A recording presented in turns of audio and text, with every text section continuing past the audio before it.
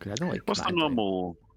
What was the PDF version of stabilizing? Because you've got stabilizing needs DC 15 intelligence check in your homebrew rules. Yes, which is normal. So, yeah, got you. But stabilize, Gosh, difficult. as written, you stay at 0 HP. You're unconscious, You're just but not you're under not. threat. You're no longer dying or bleeding Gotcha. out.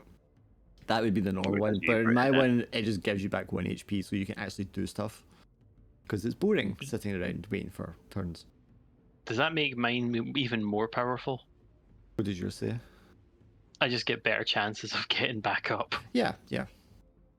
Well, that if you get to 20, I think you go back up anyway. I don't think it was just a stabilized. I think that actually got you up. I'd have to go check. 20, yes. For me, it's 18, 19, and 20. Yeah. Oof. But yeah, if someone stabilizes you, you'll come back at 1 HP instead of just being at 0. And then they have to still drag you around and stuff. Because I get the battle scars and that kind of stuff you're getting anyway, so it's not like you're walking away from it unscathed. The thing is, I like how I've got layers of it. So, like, if I get knocked to 0, I can choose to do a DC 18 check. And if I pass that, I don't go to 0, I stay at 1. Yeah. But I don't count as having died. Yes. And then if I'm dying and I roll an 18 to 20, I just get back up again. Yeah. Did you say as well last session that you get extra XP at the end of the session for going down too? Yeah, if you get knocked down to 0 and then someone stabilizes you or whatever and brings you back, and it's capped at once per session, but you'll get 3 XP for that. Ah, so we're going Saiyan rules, or Saiyan rules. Because, I mean, you're going to get a battle scar, but as you may as well get XP as well. Is the battle scar table in the normal PDF or is that under homebrew? It's a homebrew thing. You should be able to see it if you click on the rollable tables section. I don't know if I've got them all set to viewable or not. Which one's the tables? I've just got it as a macro in my hotbar. I hadn't actually investigated the rollable tables bit. Yeah, it's diabolical mishaps. No, that's not. It's called battle scars. Where there's new folder in brackets 15 available to me, and it's just got 2 entries for diabolical mishaps. There we go. Battle scars Mishaps is the only thing he made available. Not because I'm trying to hide everything, but I just couldn't be bored going through it, changing everything. Yeah, you did that last time because I had a vault in the mishap table. That's the only reason that one's up. Yeah. So. But just I mean, if this isn't a table that we should see, then of course keep it hidden. I just wanted to see what the type of battle scars and how you've implemented them would be like. Oof. They're not good. No, they are. Yeah. That's Swindle and the other one. A tarantula bit him, much like the snakes were biting you guys, and he lost his leg as his battle scar. So he's now permanently at half movement. Love it. And he permanently -1 AC, which is kind of rough. It is. But as they were going down to these little tarantulas that had 1 HP each, and they were like, "How the fuck are we going to get through this dungeon? This is the first room." And then everything else went down like in seconds. They were not a problem at all. They beat the druid, they beat the giant spider, they beat the swarm of spiders. It was just the little tarantulas. Yeah, it was like you guys were the snakes, man. Yeah, I was going to say the same that happened with the snakes with us, because the boss tried to do something big and impressive and immediately failed, but the snakes were punishing the fuck out of us. Yeah, well, I mean, the druid in the other one failed as well, because I had him to summon a giant spider, and they just failed to summon it. Whereas I'm able to get 3 cure wounds off one after the other. Okay, that's, again, like, using a D20 system, so swinging, it feels weird for me. I'm used to things that are much more evenly balanced. God, yeah. Well, this is, it's meant to be like old school D20. Yeah, but I mean, like, this is why D20 is a terrible system for use for dice things. Yeah. I use especially it in my, if you have limited ways to influence the rolls. Yeah, I mean, this is not just advantage is still it's still not. Whereas like coming from Shadowrun, where you can add extra dice to your dice pool, or like Blades in the Dark, where you can take like stress to literally improve everything. Well, that as well, but I mean, like Blades is also a 2d6 system, so you've got the bell curve of results, so it's a lot more stable. You know what I mean? True. I actually use a D20 system for my EVP wargame that I made, but with the idea that 50% success rate is like the baseline. Yeah. So everything, you're only using like 1/2 of the D20 really as like the variation on things. Yeah, if you're succeeding on a 10 plus, then yeah. Because I usually feel like in most things, especially in war games, if statistically you're failing more than half the time, it doesn't feel good to play because you feel like you're going uphill all the fucking time. So I mean, that should be. That was like, how I kind of felt the last time I tried to play Warhammer. Yeah, just rolling well, I mean, so many d6s, and if it's just like, oh, I didn't get I got 1 6. I mean, that out is of me. Me and done. Callum could probably talk about this for a long time. Like that's one reason why Warhammer is like a terrible fucking like war game that way. It is, yeah. Even as a kid, I knew the painting and the lore. Reading the books was more interesting than actually trying to figure out how to play the game. Although one-page rules does feel a lot more fair and balanced across the board. Yeah, it's still a D6 system, but it kind of like it makes it work. Yeah, it's a lot simpler. So you're not. It's got the same kind of problems with like using a D6 system and the variance in there, but I mean it's not as punishing, and it's because it's a lot simpler. You're not just spending hours fucking combing through exceptional special rules for situations and that. So you can actually just like concentrate on moving around and going pew pew pew. Yeah. Like one 40k game could take 4 hours. In that same time, you could probably play 6 to 8 one-page rule games. Yeah.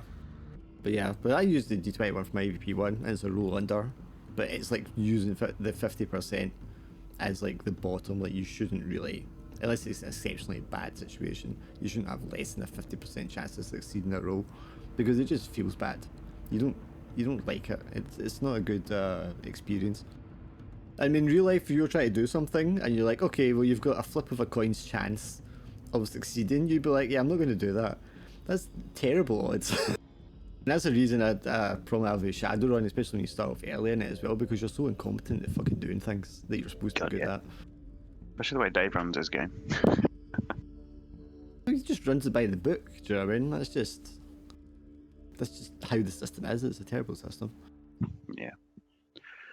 I think my realization recently was the most fun I had in Shadowrun was during character creation in a vacuum. Yes. I mean, this is something that's weird, and I'll get to the game in a second.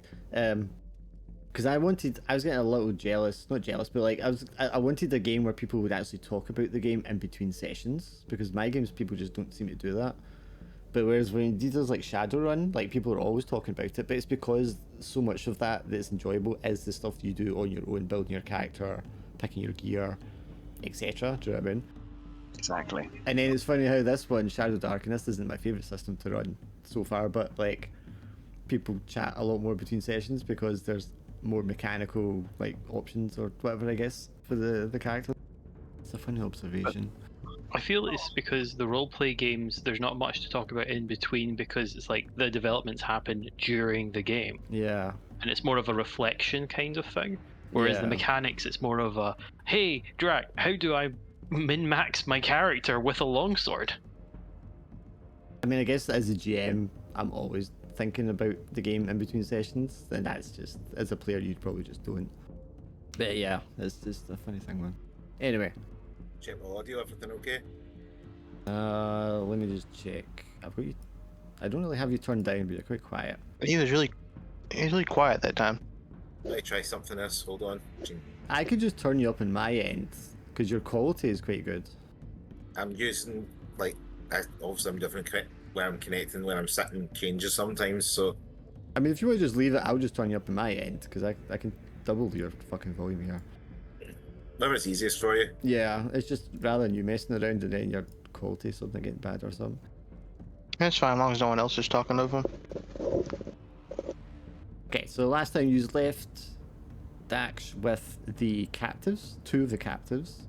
You took the captain, he guided you to the temple, whereupon you entered the temple. We left him hanging. Oh shit. You entered the temple, left him hanging out there, went inside, cleared it eventually, including this room full of fucking vipers. And you took out a whole bunch of hooded figures, and then you came across this like one person who was like a hooded figure, but he was a snake man. And you eventually managed to put him down. And now every time I use my push to talk, everything gets highlight selected. That's great. Ooh, lovely. But I feel like we had to fix ourselves, didn't we? well, hang on. 2 of you had toxin venom in you still, and you were going to go down in 2 or 3 rounds. So we're going to have both of you go down to 0, and then the other 2 try to like res you before we can comfortably like continue. Well, time to see if I go down. Yeah. So Durdle, you do your thing to see if you go down first. Okay, I can't see my character, but I can see my sheet. So You can't see your character. yeah, I'm staring at a black screen. Is it No, still it's Like not I've black got for all me. the layout, I just can't see where my little token is. Do you have to move your viewpoint, or Maybe. I can see everyone's tokens in the background image? So you can see everything fine. Is it just the page hasn't loaded up?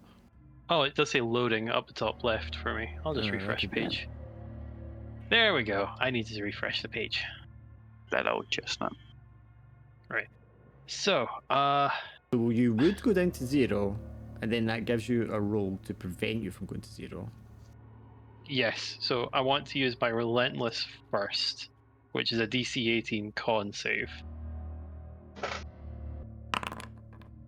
Oh, just. Oh. Womp womp. So that Can means you you. exhaustion increase that by 1? I don't Hang on. So that means you go down to 0. Yep. And then you've got your 18 plus roll to just come back out of it. Yes. So which is my normal dying roll, but it's an 18 to 20. Yeah. What is your con modifier? Plus 3. So you have 7 turns minus that 1 turn you just took before you're dead. So you've got 6. There's 6 more chances for you to come out of that. Okay. Let's try this a few more times. I'm back up on my feet. So you're back to 1 HP with no one having to do anything to you. do we watch Durdle fall down and then his eyes just snap open and he just gets back up again, or is it just nothing happens? I want to imagine it's a case of he just sort of like falls over and then just gets up. Like he's just standing there, falls over, and then just gets back up again and just goes, "Oh, not fucking again!" just dusted himself off. If you want to go ahead and give yourself 3 XP, and then I'm going to roll a battle scar for you. Also, I asked everyone about like my roles being private or public, so I don't have to remember to switch between them all the time. So I'm just going to keep everything set to private. Not because I'm fudging, but just because there's some things I need to like keep hidden, and it's just a pain going back and forth. Cool. I'm 14 out of 10 XP apparently. You have. How do you get so much? What? You got a heroic scar, which gives you +2 charisma. What the fuck? What? He's got a beneficial scar. Yep. It's a heroic scar. I got a Heroic. buff, guys, and I've got a level up coming too. Oh, you got a gnarly snake bite on your face somewhere. Tanic. Now you have. In 2 turns, you go down to 0. You do not have any fancy talents. Nothing to help with this. I like try like a herbalism roll to try and get more healing items. Well, but yeah, you're not gonna be able to do that while you're like unconscious from snake venom. What is your con modifier? my con modifier is +1. You have a whopping 2 turns until you're dead. So let's roll them a d20 or roll 2 d20 for me. To see if you get up on your own during those 2 turns. Do we not want to cast magic on him? Oh, he's You got 20. He got So up. yeah. So I mean, regardless, I mean, just because you don't have to waste doing magic or anything like that on him, because if he's going to get up within 2 turns, he'll get up within 2 turns. so we're on Braz huddles everyone for a quick poison watch. 3. And Durdle collapses, gets back up again, and Braz is like, okay. And then Tanic collapses, and Braz rushes and starts trying to administer CPR, but then he just immediately wakes up before I can get hands on him again. Like coughs a bit of poison out his mouth, these purple things. Is that it? Okay, so Tanic, I've given you 3 XP. You're also due a level up. I'm going to roll for a battle scar. I hope you get the charisma one too. You get a severed tendon, which is -2 dexterity. But minus lingering injury for minus 1 HP and minus dexterity now. Yes. Well, you did go down a lot. Yeah. Do these automatic apply or do I have to add them somewhere? The HP I already did to your guy. But the other one will automatically apply itself. My charisma modifier changed. Yeah, if it took you over the tier, it should, yeah. Well, at least I'm a level up. At least I look forward to doing my level up. Yeah, you can do your level up straight away. You don't have to wait for anything. Oh, shit. Sweet. I don't think it says anywhere you need to rest or anything like that. You can just go ahead and do it Sweet, right 6 HP. away. Holy shit, so you're at 19 HP. I don't get a talent at this level. Okay. Yeah, it's only Don't every you add- second level. Oh, Do you Hang on. add your con modifier to that too, or is it just straight? No, the con modifier only adds the HP roll on the first level. On the first time? Yeah, Ah. after that it's just the dice roll. I think I wasn't supposed to hit that button. What did you press? I hit roll. Yeah, I mean, just ignore it. Unless you drag over, it's not going to do anything anyway. Yeah, you only get talents every That's second like level. talent. Yeah, so every level 3 you get one. Okay. Yeah, Every odd level. yeah. give me an HP boost. Alright, the other thing is... How are you 9 out of 8 HP? I rolled and it gave me D8 of health HP. So I've somehow got 16 HP now in total. Oh, He's insane. the side thing's not updated the max. It hasn't updated his max HP. Or whatever. So if I go down to 0 for you... There you go. Spells. You get spells on level up? And mine just needs to get changed to 7 out of 19. Womp. I want to have a look at their code for the when they add HP. It doesn't seem to update it right away. Okay, so the other thing we have is this chest token that you should be able to see. Yes. And that is all the loot in this room. Because if you remember, the floor is covered in decapitated bodies, as well as the ones you just killed. And this is all the stuff that's like lying around. But as well as there will be a small pouch or chest containing 62 silver pieces. Right, we need to get rid of our exhaustion first so we can carry some of this stuff. I want to learn this spell. Drag and drop. We need to rest here, wouldn't we? If we want to remove exhaustion to carry stuff. You need to have a rest, which is an 8-hour cap. Yes. As we discussed, there is the room that the people staying here were sleeping in, and it was the room with all the bedding and stuff like that. But I mean, the whole place stinks of dead bodies. You might want to take that bedding somewhere else. Yeah. Or spend time clearing out dead bodies, whatever you prefer. Yeah, because due to exhaustion, I've got no carrying capacity left over, unless I were to dump something less less useful. I just learned a spell for that. I have 1 slot. I've got 1 slot just now, but if I use my curative health herb to heal somebody, then technically I can free another slot with that. Well, I mean, remember when you rest, as long as nothing goes wrong, you should be able to recover some HP as well. That's right. Ooh. Boom. So what happens if I Small fail guy. this though? We try and rest then, so we've got more space to like, carry stuff before we head out, plus heals a wee bit before we travel anywhere. Sure, that guy can last out the entrance overnight. Considering technically we attack this place at night, so by the time we wake up it'll be daytime, it'll be easier for travel in the morning. Well, there's no other entrance to this place, so if we camp out the front of it, we don't have to stay with the bodies. One of the beds, I can use that for a roll bed to sleep because I think I left mine behind. I'm assuming if I use this, then I just stash stuff like I would normally, then unstash it. What was that? I was just talking to myself about this spell. Like I'm assuming like I would just put my stuff in stash, and then when I Yes. use it again, I would take it out of stash. That way I can free up some of my own inventory. Hey. Well, I got 1 spot open if anybody wants to dump an item. I only put 2 items away. I'm a little tempted to get rid of my axe, but it seems expensive to just throw away. You don't have to throw it away. Like if you just use my gold, I have a spot open. So. Oh, I have a spot free. It's just this like I've got a spare weapon that's not doing anything.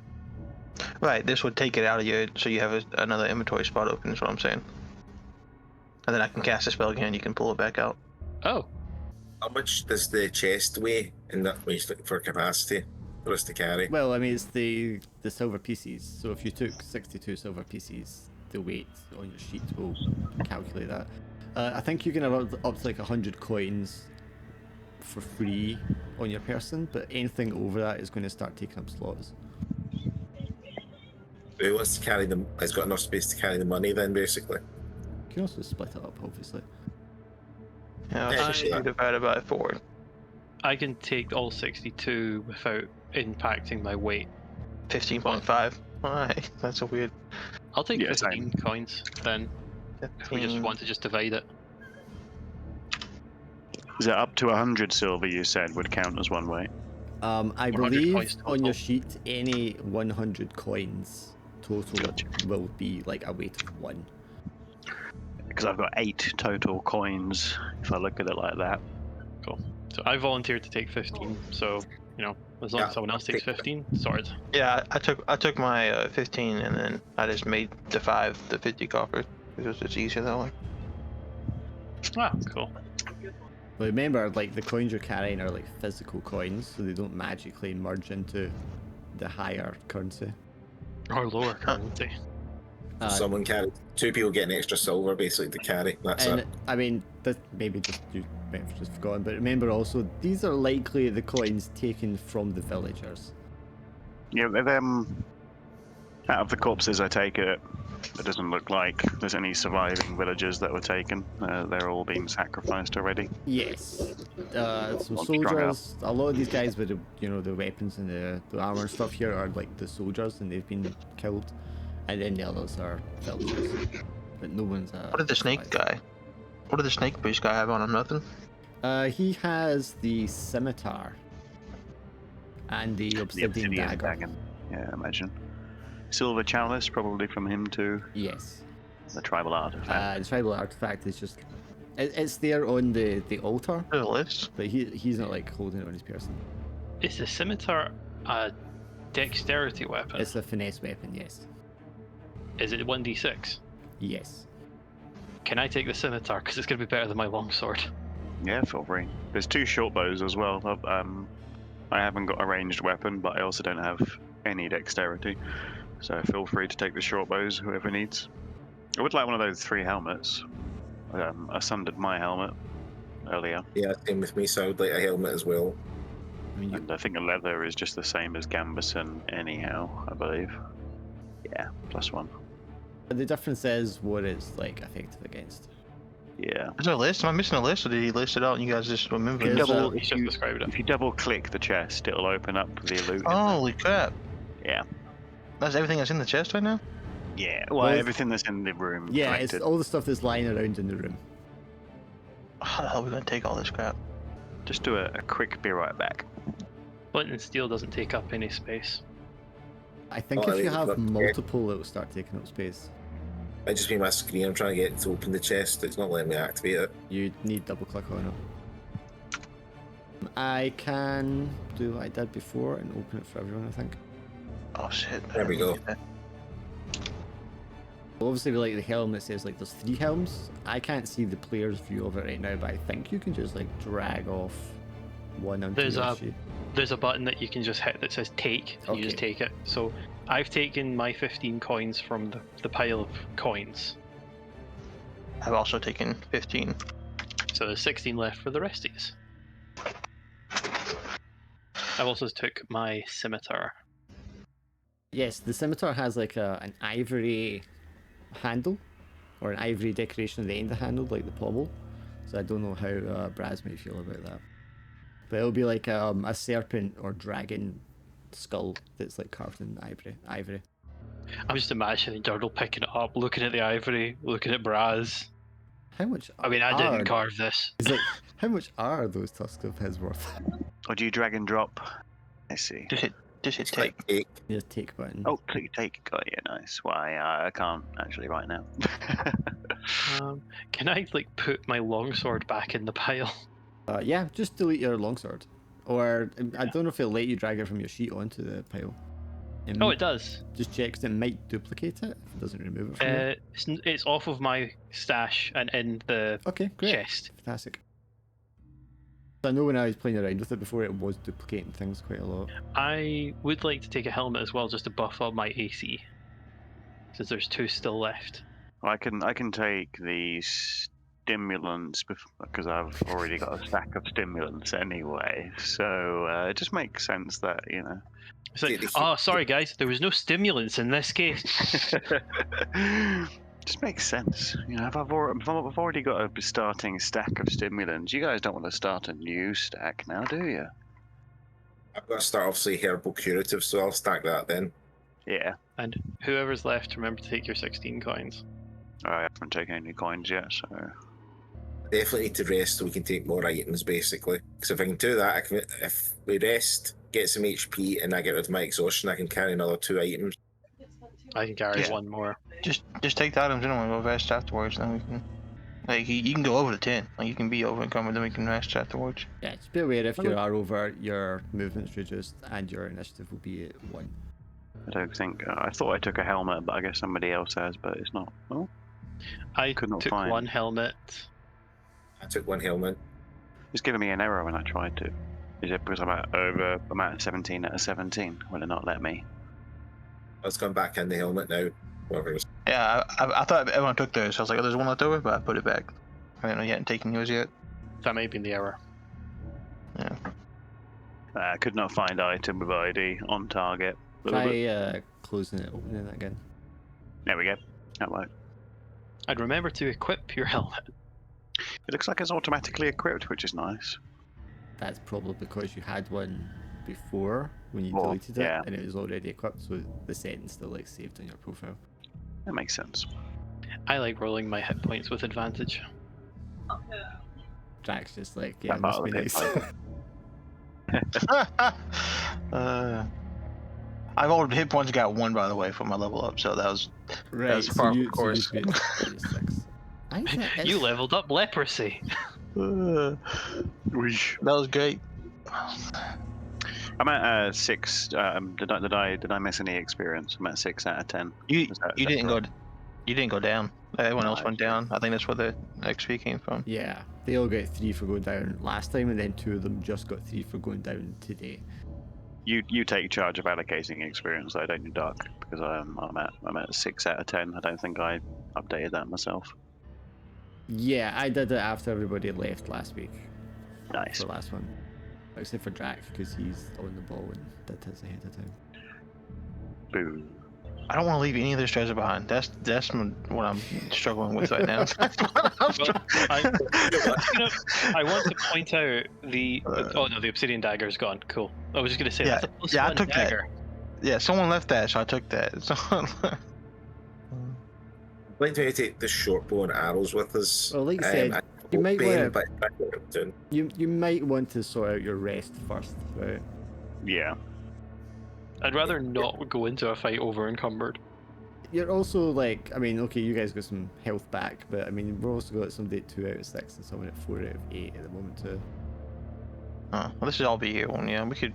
I get there's beds back there we could rest in. We'll just stash the ruined arbor as a fortification, right, for us sleeping. No, there's that room with the beds in it. Back the other way. Yes. As I was saying though, it would be difficult to sleep there because of the stench of the rotting bodies and the flies and stuff. And all the poison. But you could take the bedding somewhere else to use as a temporary bed. We could pitch up in the entrance, couldn't we? There's also another acolyte who didn't get crushed by a boulder or anything, whose body was in a different room, and he will also have like his robe and a dagger on him. I've got the caltrops still. I've got 1 caltrops they're not used yet. I can put that out in front to which one got as a defense for us when we're resting. Or to alert us. Early warning system. Exactly. And the spare torches here, so we could use the torch if we need to light it or take later on or something, or have a torch to set up things. Yeah, so I mean, your choices are you can have somebody like take turns for watch while you're all resting, and that doesn't like stop you from resting.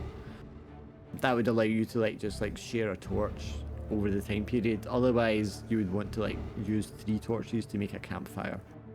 Plenty of torches in the stashes, so we could easily use 3 torches from that. True. I was gonna say I've got a partially, well, barely touched oil flask of oil. Does that make it easier to light a campfire, or is it still 3 torches? As written, it says you can combine 3 torches into a campfire. I mean, you could use oil to make a campfire, I would think, as long as you've got something else you can burn. Yeah. So 6 torches in the pal. We could just use 3 of those to make the campfire. Exactly, saves us using our own stash of stuff. Yeah. Just use what's there. The same Same with with, like rations. the rations when you rest, because you have to consume a ration for the day. You could just consume the rations that are there. Yeah, there's 12 there, so there's plenty. Flint and steel as well. With it, routine attempts to light a fire always succeed, it says. Plenty of torches to make 2 attempts to make a campfire with, so there we go. There's 6 torches there. Yeah. Use some of the just broken worry- armor as well for things. You can use one of the ruined armor.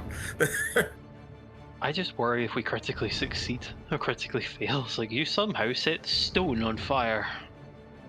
Well, it wouldn't be that. It would be more like you set it on fire, but then the smoke fills the room because there's no ventilation. That's what I would go with. I'll also say if you chose to like camp in here or like outdoors, there is like a danger level associated there, so you can run into encounters while you're sleeping. As opposed to being somewhere like the village, which would be a safe place to rest. Traveling through still darkness and stuff. We're going back to the village at this point. Yeah.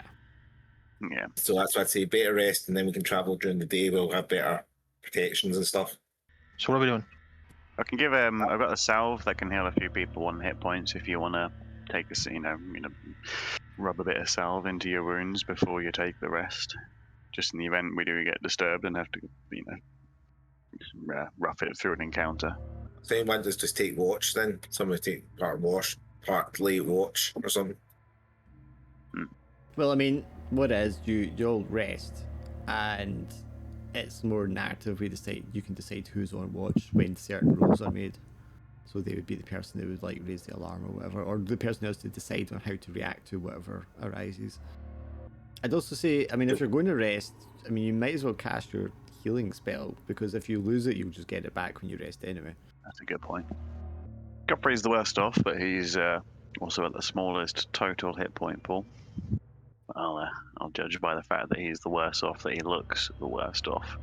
So let's go for a cure wounds attempt. I'll pull Godfrey aside as we're figuring You out. could scratch how me, and I'd be the worst off.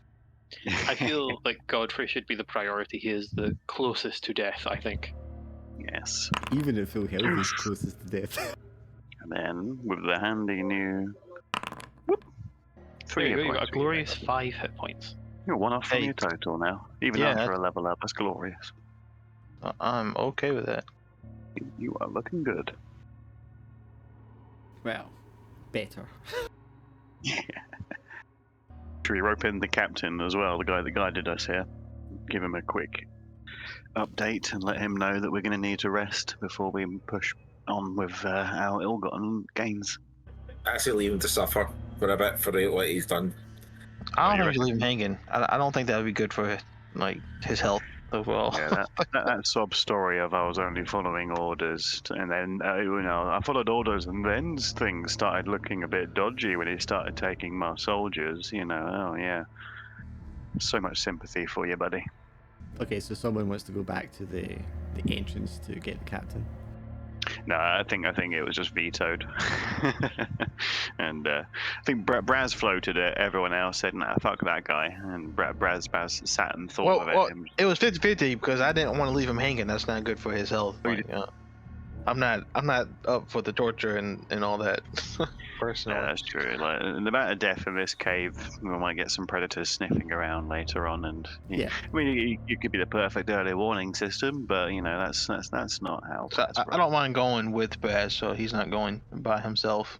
We can go get him. But No, let's head back to Did you the want to do anything about the multi-headed dragon-like statue in this chamber that the cultist guy was standing in front of and covering in blood? Could I try and? Secrete it, I guess. Can you just inspect it first? Yeah, before we Yeah, go. I was gonna do like the equivalent of like a wisdom religion check to see the importance of. I also want to check for like if you could just move it or something. Is it like trapped? Clean it. Okay, so I mean, it's dripping in blood.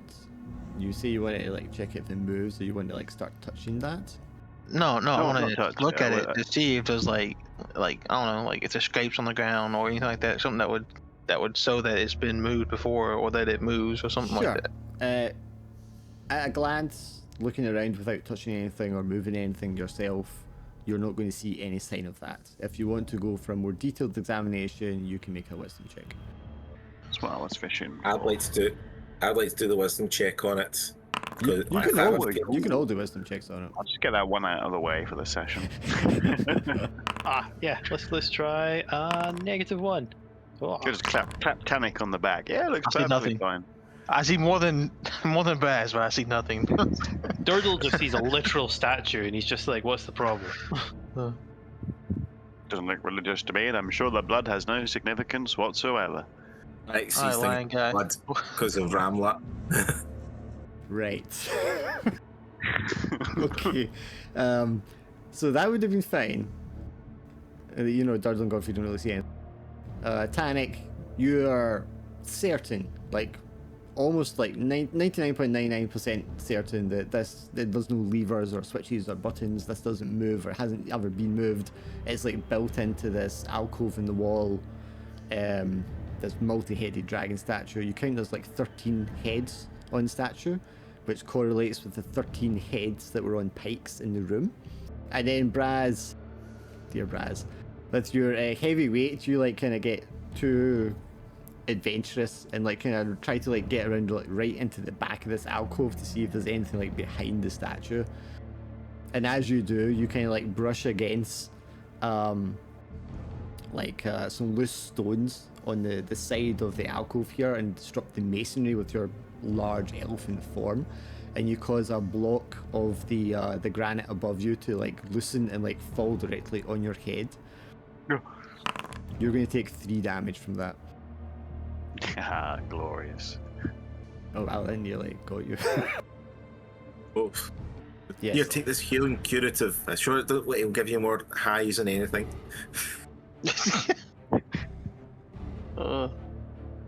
This place seems just a smidge dangerous. Yes, I mean it's an old temple. It's obviously high craftsmanship has put it together, but it is positively ancient. Do we know what god he's worshipping that this 13 dragons resemble? But Braz would be able to tell you it does not align with any of the deities that the rest of you know.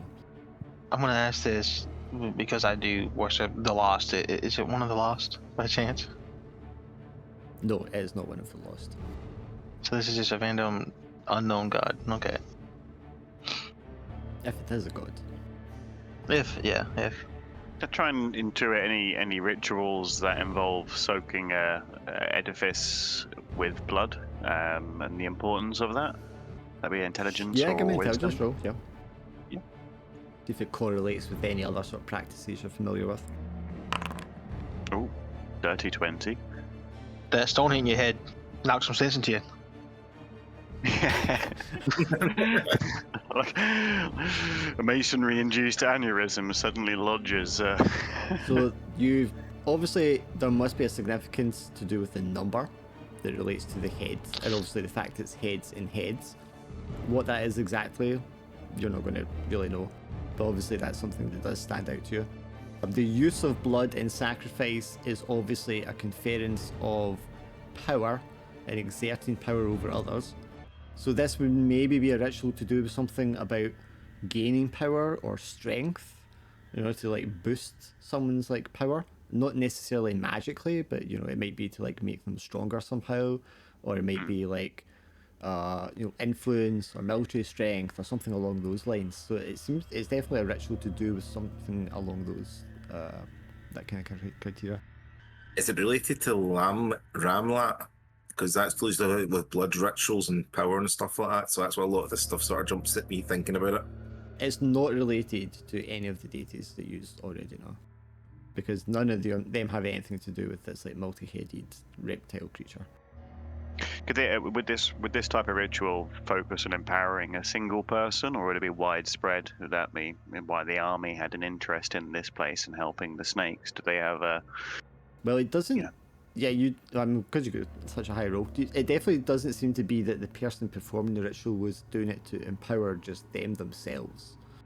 Because then there would be, he doesn't have any markings on him. He's not done anything to himself, which you might expect if he was like trying to channel it into himself.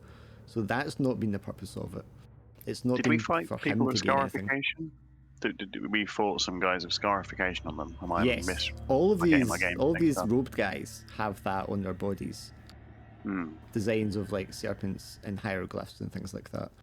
But the guy performing the ritual himself, he doesn't have, he hasn't taken any of the blood and put it on himself. He hasn't painted himself in any way.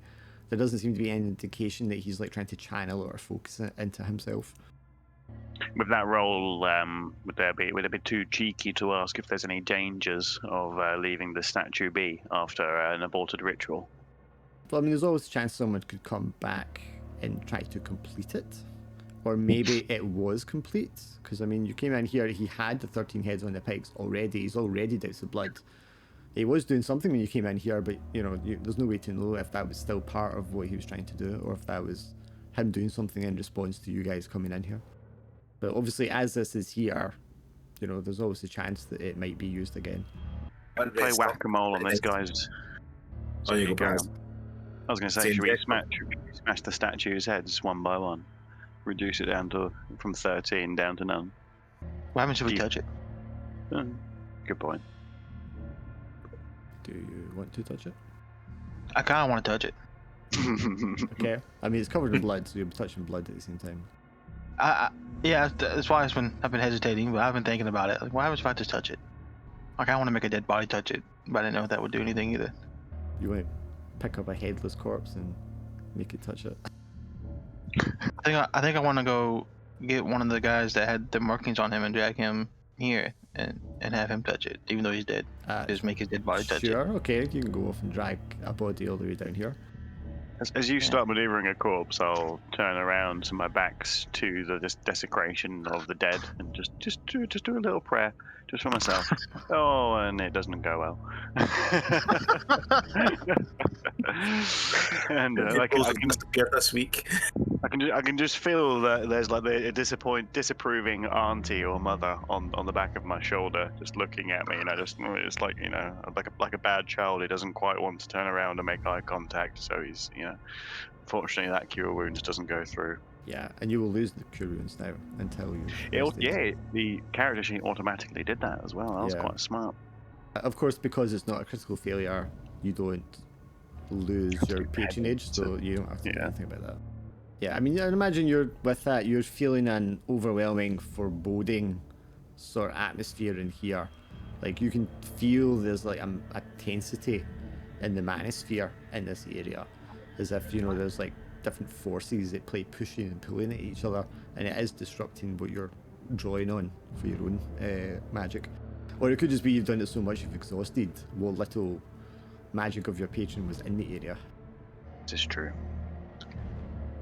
He'll keep that to himself. He probably doesn't need to let the others know that he's not able to continue casting spells. He'll just turn around all smiles underneath the trunk and the tusk. I imagine like you could probably just sort of tell us like, I am too tired now, and it's like, oh, okay. Yeah, could even bullshit like that. Wiping his brow. That was a lot, guys. Don't make a habit of like going to zero that much. You back cure wounds. Drag a robed figure into the room, lift his dead palm up to the statue and slap it against it. Ineffectually, nothing happens. That was a letdown. That was a letdown. I touch it. Maybe it's gotta be someone alive. No, I'm touching it. Give me a wisdom check, please. You're not going to suffer any ill effects, but you do just get the briefest kind of surge of energy from the tip of your finger right through your whole body, and it's this kind of nauseating. I mean, you had the venom in you. It's like similar sort of like sensation in your gut that kind of just like waves through and passes over you, and you're filled with these flashes of like dark, wet, humid swamps.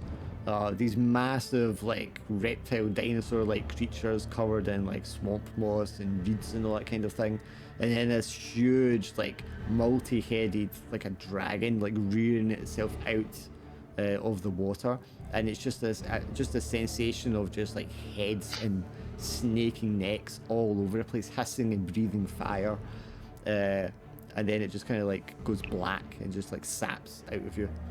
Just like a rush of kind of like the adrenaline leaving your body suddenly. So it gave me a vision of swamps and dinosaurs and a multi-headed dragon snake. That's we found a new high for you. It's not something I can get addicted to, is it? Touching big snake statues. I don't think so. Something happened, but nothing happened at the same time. That's weird. All right. So now what would you like? Anyone else want to take a gamble and touch the statue? Why do we want to touch it? I don't know. I was just asking. Once I've rested up, then I'll try and smash ahead. I'll wait until I've rested first, just in case. Alright, yes, let's go rest, get that out the way. Okay, so what preparations are you taking to rest, and where are you going to rest? I'm assuming we just pick a safe spot in this temple and rest, right? That'd be the smartest thing to do. I think my vote would be closer to the entrance. Like I said earlier, I don't think we actually went to see the captain, but bring the captain in to join us as part of the rest. At the very least, we can rope him into keeping watch. Although we would trust him. Sure. I mean, if you remember, there was like a little room when you first enter before you go down the stairs where there was two statues and a lever. That would be a sheltered area that was like right next to the entrance if you wanted to go there. Yeah. We can bring the captain in with us. Okay. You can carry a backpack with gear. You can at least take some of this gear back with us to the village or something. We want to check for any other entrances into the room. Like, if we're gonna be sleeping, we need to set up, I don't know, like trap or warning system in any of the entrances we find. This sorry, Neil. No, it's just this entrance sort of area with just the stairway, two statues, and the lever. It's a small rectangular room. It's enough for you all to kind of squeeze in between the statues, but there really isn't anything else there, and it is just like the one entrance, which is just this big open doorway. Hanging beside there is the captain that you left behind, but someone between the time you've entered here and gone back to the entrance has taken the time to like slit his throat, and the blood is just like all over his chest with his head hanging downwards and his body slump in the shackles. Oh, poor blighter. Yeah, but that means there is still someone around, right? We killed everybody on their way here. Give me a wisdom check, Godfrey. Have a little look. From your vantage point here, the temple is of course on this like small cliff overlooking the ocean. You can see a figure wearing the same robes as those that you just slew in a little rowboat out in the water, pulling away from the coastline. Damn it, he made it. Looks like they got a survivor. I could technically try and kill him. Just pick up a rock, give it a good throw. No, Braz looks at you in surprise, like, wow. Well, I have a crow that flies. The crow's just gonna be close to him, and then I just keep casting eye bite until he dies. Hypnotize him, then just knock the boat over who drowns him. I can't hypnotize him because I don't have access to that spell right now. So. Alright. But up to you guys. We can let him leave, or I could kill him. I'm just letting you know that there was a way that I could still reach you. Kill him. Yeah.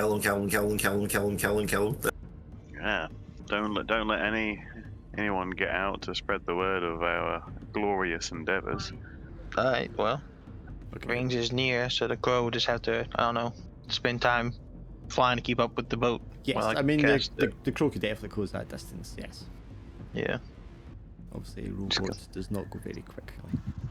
Can't imagine a guy in a rowboat and just suddenly the crow wearing a hat flapping in front of him, making eye contact. You want me to just cast the spell once, or just like cast it multiple times? How do you want me to do this? I mean, cast the spell. Yeah. Because you might lose it, so. Close. Let me just see how much health he has. We are a very dangerous group of people. What do you mean? I'm just like just Durdle's just Like sort you- of watching you, just going like sending your crow, and you're just every so often you're just going habada, and all of a sudden it's just like bam, and you're just going habada, bam, just like the boat exploding randomly. Roll the 1d4 damage, see how much damage he takes. Not enough to kill him. But So he can't see you. He can't see the crow, I'm guessing. I was gonna ask, because I mean the crow, yeah. right, so you probably could see the crow, right? And then if he had any ranged weapons, then the crow would have to play, keep out of range, then fly in, do the damage, fly back out, fly in, do He'd the have to damage. he'd have to stop rowing first, wouldn't he? Right, he'd have to will stop rolling, pull the simply weapon. have him try and hit it with disadvantage. What's the crow's AC? Let me pull up the character sheet. AC 10. He's going to slash wildly with his dagger and hit the crow for 2 damage. That's with disadvantage. Would the crow be close enough for him to do that? Wouldn't it stay at near range? Which would be Oh, out of sorry, range? it did not land on the boat? I was thinking it was sat on the boat. If it's not on No, the no, boat, then it- he can't hit it. Well, No, actually, it has to be near range, so the crow could just be flying, like, I don't know, ahead of him or above him, just out of whatever near range would be. because he can throw a dagger, which would be -1, but that's still a 14 he would have got then. Yeah. Well, the crow only has 1 hit point. Yeah, so he throws the dagger and spears the crow in midair. Poor guy. He's been empowered by the 13-headed dragon, clearly. He was down to 1 HP from your. You needed the 4 again there. Sorry, the 3. Well, let's see how this works then. Or D4. I'll sacrifice 1 of my hit points to bring the crow back to life. Mm-hmm. So how do I gotta change my max again. Back. Does To it not give 5. you the edit for the max? It didn't even give me a chance to roll it. I had to roll that by hand. There you go. Oh, there you go. Do you want to cast that Why not? again in that case? Because as long as you Yeah. as long as you get it off, you'll die. Yeah. Yeah, you don't kill the crow for free. He dies now. Yeah. He throws the dagger, sits back down, chuffs with himself for a second. I fucking pulled that off. The crow just like its body like lying on its back, floating on the ocean wave, and then it just like twitches and twitches again, and then like spurts and flaps its wings and like takes flight again. He looks on in surprise, and then there's just this like purple flash in his eyes, and he just goes ah, and like falls over the side of the boat. Bastard. Looks like it got him, Godfrey. I'm just looking at I'm assuming my bleeding hand that I had to sacrifice here to revive my crow. I'm all pissed off. Is that a permanent decrease to your hit points? Yeah, permanent. I just lost. I got 1 from a level up and I lost it to revive. That's good. I don't want to make that joke. I don't want So- to run that in too much. I'm back where I started, but at least I gained a new spell. That's basically what happened for my level up. I just gained a new spell. you keeping that new spell to yourself until you need it? Are you keeping it as a surprise? No, I already cast it. I had a spot open and no one took it, so I just used it myself. Which spell do you pick? Cauldron. Oh, right, gotcha. Yeah. I wasn't sure if you had that already. Nope, I did not have that one before. So the would-be assassin is slain before making his escape. His body floating face down, spread-eagled, beside the rowboat, and they slowly sort of drift apart. You know, it's good we killed him, so they can't go tell anybody what happened. But that's not actually why we killed him, so it's okay. Cause and effect.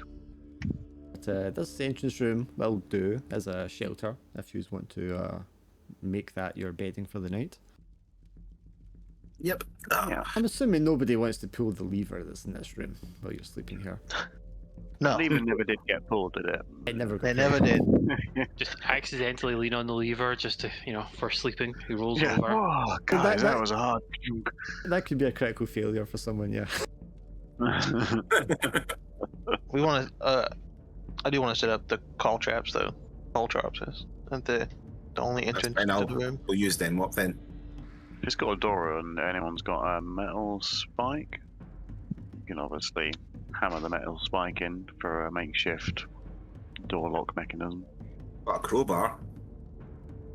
Me too. I do have the metal spot. I had to recast cauldron though.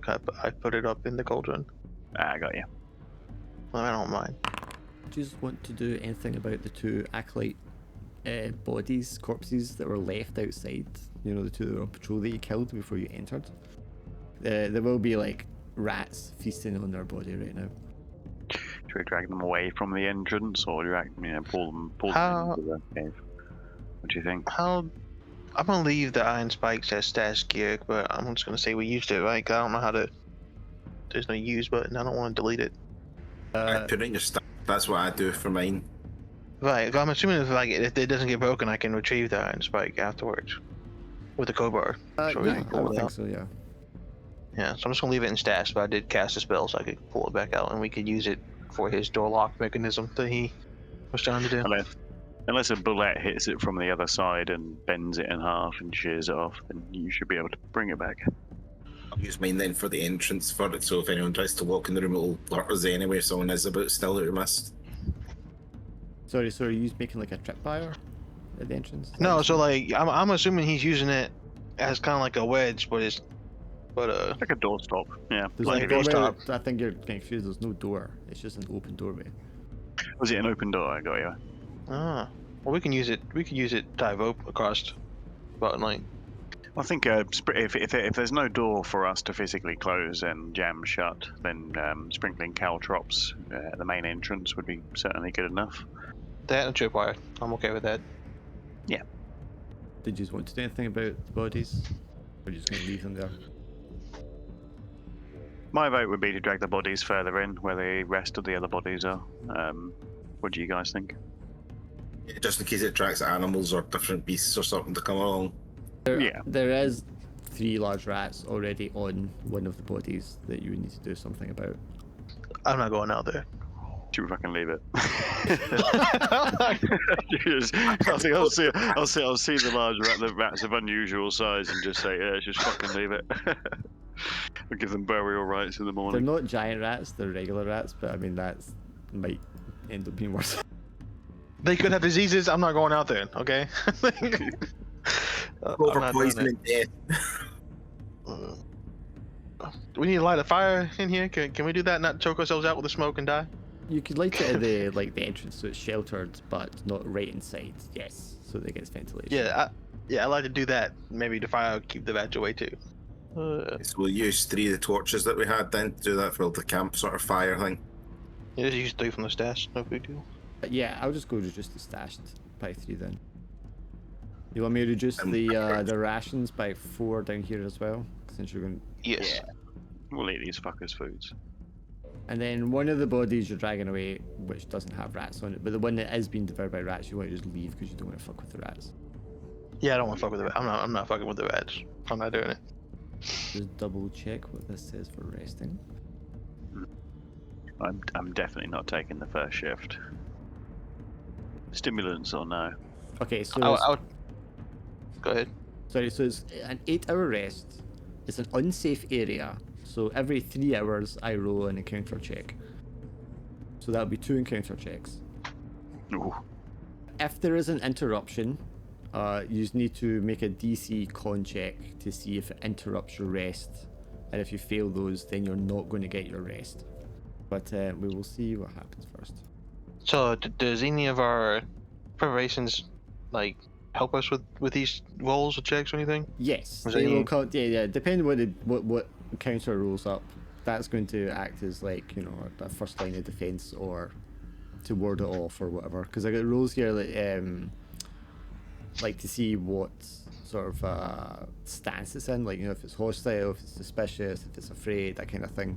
And also there's a rule here for like what activity the thing is doing when it sort of appears. That's an interesting one. Okay. Okay, so who wants to have first watch? I'll take first watch. I don't need. I'll take second. All right. So Tannic, as you're like standing watch, you see a humanoid figure in quite a far distance away, so at least 60 feet away, out and past the edge of the temple, but you're like obviously up a higher tier so you can see over the wall. It looks like a solitary figure. Actually, maybe it's not. You see two figures, and they seem to be communicating with each other. You know, like you can just hear the sort of sounds of their voices over the wind. And they're like, they seem to be like surveying around. Obviously, you've got your fire going, so they know there's someone there. And they seem to be just like surveying the area, checking out the wall. You know, like maybe eyeing up how they can approach where you are. Right, we've got our caltrops trapped at the point as well for anyone trying to come in, and there's only one way in the place, isn't there? Yes, into the room that you're in, there is one entrance. And I can see them from the top entrance, basically. Yeah, you like catch sight of them, obviously like dimly lit with just like moonlight, but you just kind of see the outline of them, and as they kind of like split apart as they're like checking out different areas of the wall, they obviously can see your firelight, and they can probably, you can probably guess by the way you're positioned, they can probably see your outline at the entrance of this doorway against the light of the fire as well. I'm gonna move sort of slightly in so it looks like that I've sort of made to rest, or make it look like I'm away to sort of rest, and I'll just be sort of like ready in combat if any of them come close. So you don't want to tell anyone else they're there, because everyone else is snoozing, obviously. Now, if you handle this yourself, they don't have to make a con check about getting interrupted rest, but if you wake them so they can help, they will need to make con checks to see if they get their rest. Godfrey, you don't really need rest just now, so I can wake you, probably. I need my hypnotize spell back, but otherwise, yeah, I don't really need rest. I also have the highest con, and but I don't have an advantage for this, but I do have a +3 in my con modifier. So, we can leave Braz to rest. yeah, Braz definitely needs a rest, so Wake the others, okay. Alright, Durdle will wake you and let Godfrey rest to get his spells back, because they'll be more useful for later. I can wake up, it'll be fine. In the time you rouse the other two, and you try to point them out where you saw the guys, the people, you've lost track of where they are. You know they're around somewhere, but you can no longer like see them in the darkness. Godfrey, can you Crow go out there and see if he can fly and see if he can see anything, or spot them? Crow doesn't see that well at night, but you can look around for like a campsite or something. Just stay like up above. Yeah, if you do wisdom with disadvantage. I think with that he can probably see where the two of them are, yeah. So you can see like one, like if you imagine the walls are like a square, just like in the picture here, and one goes towards the stairway that would lead them up to. One is like at the bottom of that stairway, just off to the side. The other seems to be circling around to get up and around the back behind the building. Is the one that's at the bottom of the stairs, like he watching us, I guess, would be my question. Is he like keeping an eye on us? Yes, he is like lying in wait. So I would tell Tannic and Godfrey that my suggestion would be Tannic could try to maybe sneak out, maybe? That's what I'm thinking, yeah, try and sneak out to get one of them. Right, because they separated, right? So like if we can get the drop on one of them before the other one knows what's going on. Yeah, I want to try and sneak. So the one at the bottom of the stairs is sort of like watching for anything that's going on. And then there's one at the sort of going towards the back, you said? Yeah, one's circling around behind the ones at the front. Use your eye thing on the one in the front, and I'll sneak and get the one at the back. Because as he gets distracted by that, then I can go and get the back one. I can either use the eye bite spell and do a little bit of damage and stop him from seeing me, or I could try to cast either Shadow Dance, which would make an illusion, like a visible and audible illusion at a point within near. So maybe I could maybe cast an animal moving next to him or something. Maybe it'll distract him. We need to go to sneak out. Yeah, and they can try and take him out quickly. I can also just blind them. Like they're in the dark looking at the fire. I got Witch Light. You just cast Witch Light right in front of his face, I'm assuming. It's up to you how you want to do this. Well, I'm thinking if you blind the one at the front, and Duro can also get an advantage in attacking that, and I can use my stealth to get the one's coming from the back. No, if you blind him, then I can attack him from the front, and Durzo can also get the guy coming from the back. As when he's trying to run through to find out what's happened to his pal. That would be that would, it's either that or stealth with the illusion. But I kind of like just busting out there and blinding him and fighting him before he knows what's happening. Exactly, just sort of whack him. I might even put my change my equipment to my glaive before I attack him, so I've got a more powerful weapon. You can do that now, right? I mean, like, he's just watching us. We had like go ahead and pull out. Well, Godfrey, be your action first because it's going to be initiative order. Okay, so that would be my, if that's a thing that can happen here. I've quit my glaive before we go to attack. So yeah, I want to use Witch Light, like cast it as bright as it can get right in front of his face. Maybe try to blind him for a second while the others go to do their attack. Oh, okay, so Witch Light, not the eye bite one. Yeah. Okay. I want to time it from when I guess Dodo goes right after me, right? So when Dodo goes to right out, I want to cast it then. Yeah. You'd cast it and then he'll follow up right away. Yeah. All right. Cool. Oh. nice. Naughty. Alright, so you're not only illuminating him so that you can clearly see where he is, but you're also like blinding him for a second, so he's gonna have disadvantage whenever he tries to do something. Right. That's the idea. Being in a dark room, then all of a sudden lights cut on. Yeah. Well, let's bum rush and take the one of them out.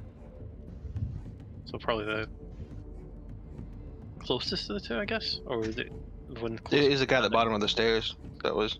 This guy over the edge, he's like circling around to try and get behind you. Ah, okay. Yeah. So Doyle just sort of jumps down the stairs. So he would go boop boop, a boop, and try and slash the guy. That's one of his better rolls. That will kill him in one shot. Jeez, Doyle's like, rah, thump. He also did. I'm just hunting rabbits. Just angry shouting dwarf that's just vaulted himself off a stairwell. Did we establish that the glowing red eyes are canon as well? Well, unfortunately, he couldn't see that. In one moment, there's a bright light in front of his face, and the next, he's getting his head chopped off or whatever he did to him. I just like the idea that Dardle is like, he stabbed the guy, but he's just just crushed him against the floor because he just full body slammed the guy. You feel his Scimitar ribs was breaking blown under your away. feet as you plough the sword into him. Okay, Tanic. Assuming probably hears his pal getting crushed, so he'll try and rush back in some way. So I'm going to try and cap him before he gets round. So I'm going to try and get close to the other guy and then basically slash his head off with my glaive as much as I can. Or basically You will have disadvantage though because it'll be dark round there. Well, we killed him in one go, and if we're not going to chase him down, you could just wait and, like... Yeah, I might just wait for him coming and sort of like stealthily wait until I can sort of predict where he's coming from. You are also level 2 now, so you could use your roar. Well, let's try roar out, actually, that'll be fun. He is less than your level. So as you turn around the corner and roar at him, he will instantly become afraid.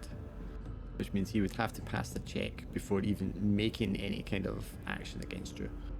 Wait him out then for that second, obviously do his roar and that's it.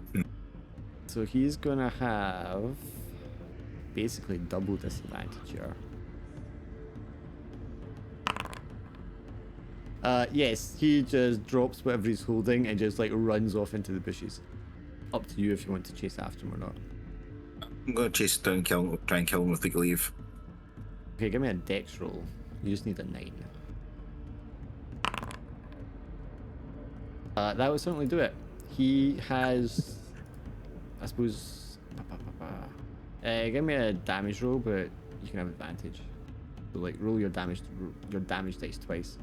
It's the weapon, basically an advantage.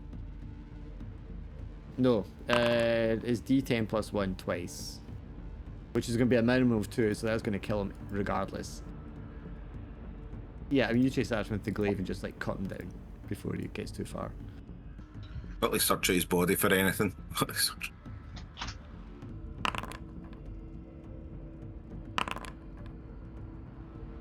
One of them has a dusty leather cuirass, which has been dyed black. The other has a silver coin. A cuirass and a silver coin. They'll both have, what is it, they got short swords. Take the silver coin just now, and I'll take the cuirass just now back with me for now. I think a cuirass is an upgrade for our armor, because I've got gambeson. It's probably quite heavy. You can wear a gambeson under a cuirass. Oh, really? Oh, Jesus. Like that? Layered armor. But this is a very humid, hot environment, so you might end up taking it. You're definitely going to take like extra exhaustion if you're like traveling a lot. Wearing that. A leather cuirass is just like the base leather armor. I mean, that's what I have anyways. It's just +1 to AC. I have advantage to endure extreme environments. Oh, so you'd probably be okay, yeah. Is the armor class of both of them stack as well? For those two, they will, yeah, because you can wear one over the other. You can wear the gambeson under most armors. It's just it's very hot, sweaty. Yeah. I think there's a gambeson in the treasure chest as well. It's ruined. The gambeson's ruined. That's in the chest. Yeah, you'd have to get it repaired.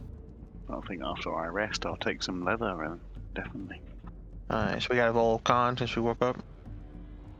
I didn't realise I could wear a gambeson and other. I didn't realise that. Yeah. Gambeson was like... It's kind of what you meant to use the gambeson for. Yes, gambeson was very common armor. That's what most people used. And then if you had more wealth, you would wear like a hauberk or plate mail over the gambeson. So it's a DC 12. If you don't make it, then you're not going to get your rest. Yeah, I got an 8, so... Or, damn it. It's fine. We can get back to the village. We can rest properly. I wasn't just wanting the exhaustion rid of so I could carry more stuff. No, certainly for me. Critical success for Turtle. Well, he's next watch, so that's good. Fucking just twit max results. I'm just there. I'm well rested awake. I mean, you're invigorated from the kill, that's what it is. Okay, let's see if the second one comes up with anything. Oh, was that just from the one? That's the first one, yeah. Ooh. On. Since I failed my roll, is there any point in me going to sleep, or do I still get a chance to get rested after this one? There's no point because you're not going to get your rest. Yeah, so yeah, I'll just be awake. There's no point in sleeping.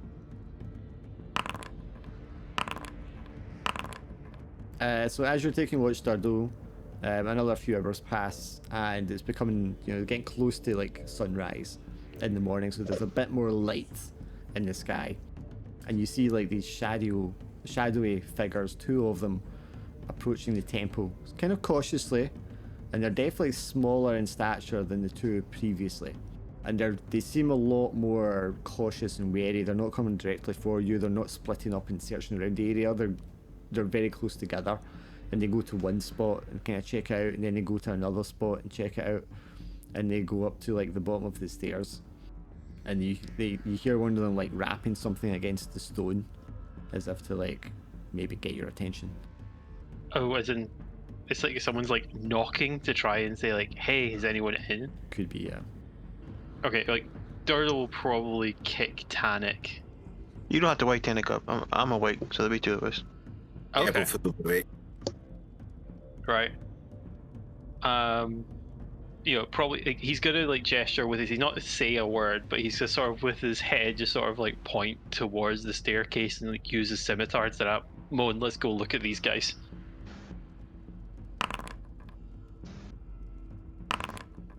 As you stand up in the doorway, you hear this little raspy voice call out, "Hey, who's up there?" Durdle, who's doing there? Leslie, we're just passing through. We don't want any trouble. Oh, that's really, really convenient. There's a toll if you want to come up these stairs. I probably recommend a different route. You hear like agitated like whispering between the two of them, and the woman's like, "Do you know if there's a village around here, or a town of some sort?" I'm trying to think what the name of the big town was. Can we see them? Or are they still like too difficult to make out anything? I imagine they're trying to like take cover down the like by the side of the steps, so they're not in direct line of sight. Like, Oh, Dark. There's- This is a stupid question. Could I have used my ability to restore some hit points from like body checking the guy? Because I forgot I have that ability. You get it when you kill someone, right? I get it when I hit someone. Oh, definitely then, yeah. Specifically, when I hit an enemy with a melee attack. Yeah, certainly counts. Cool. Oh, my roll's not working, so... Ah, cool. I get 1 hit point. That's something. what was the name of that town? Janice? Janice. Yeah. There's a major town, Janice. What was it, would it be to the west of us, or?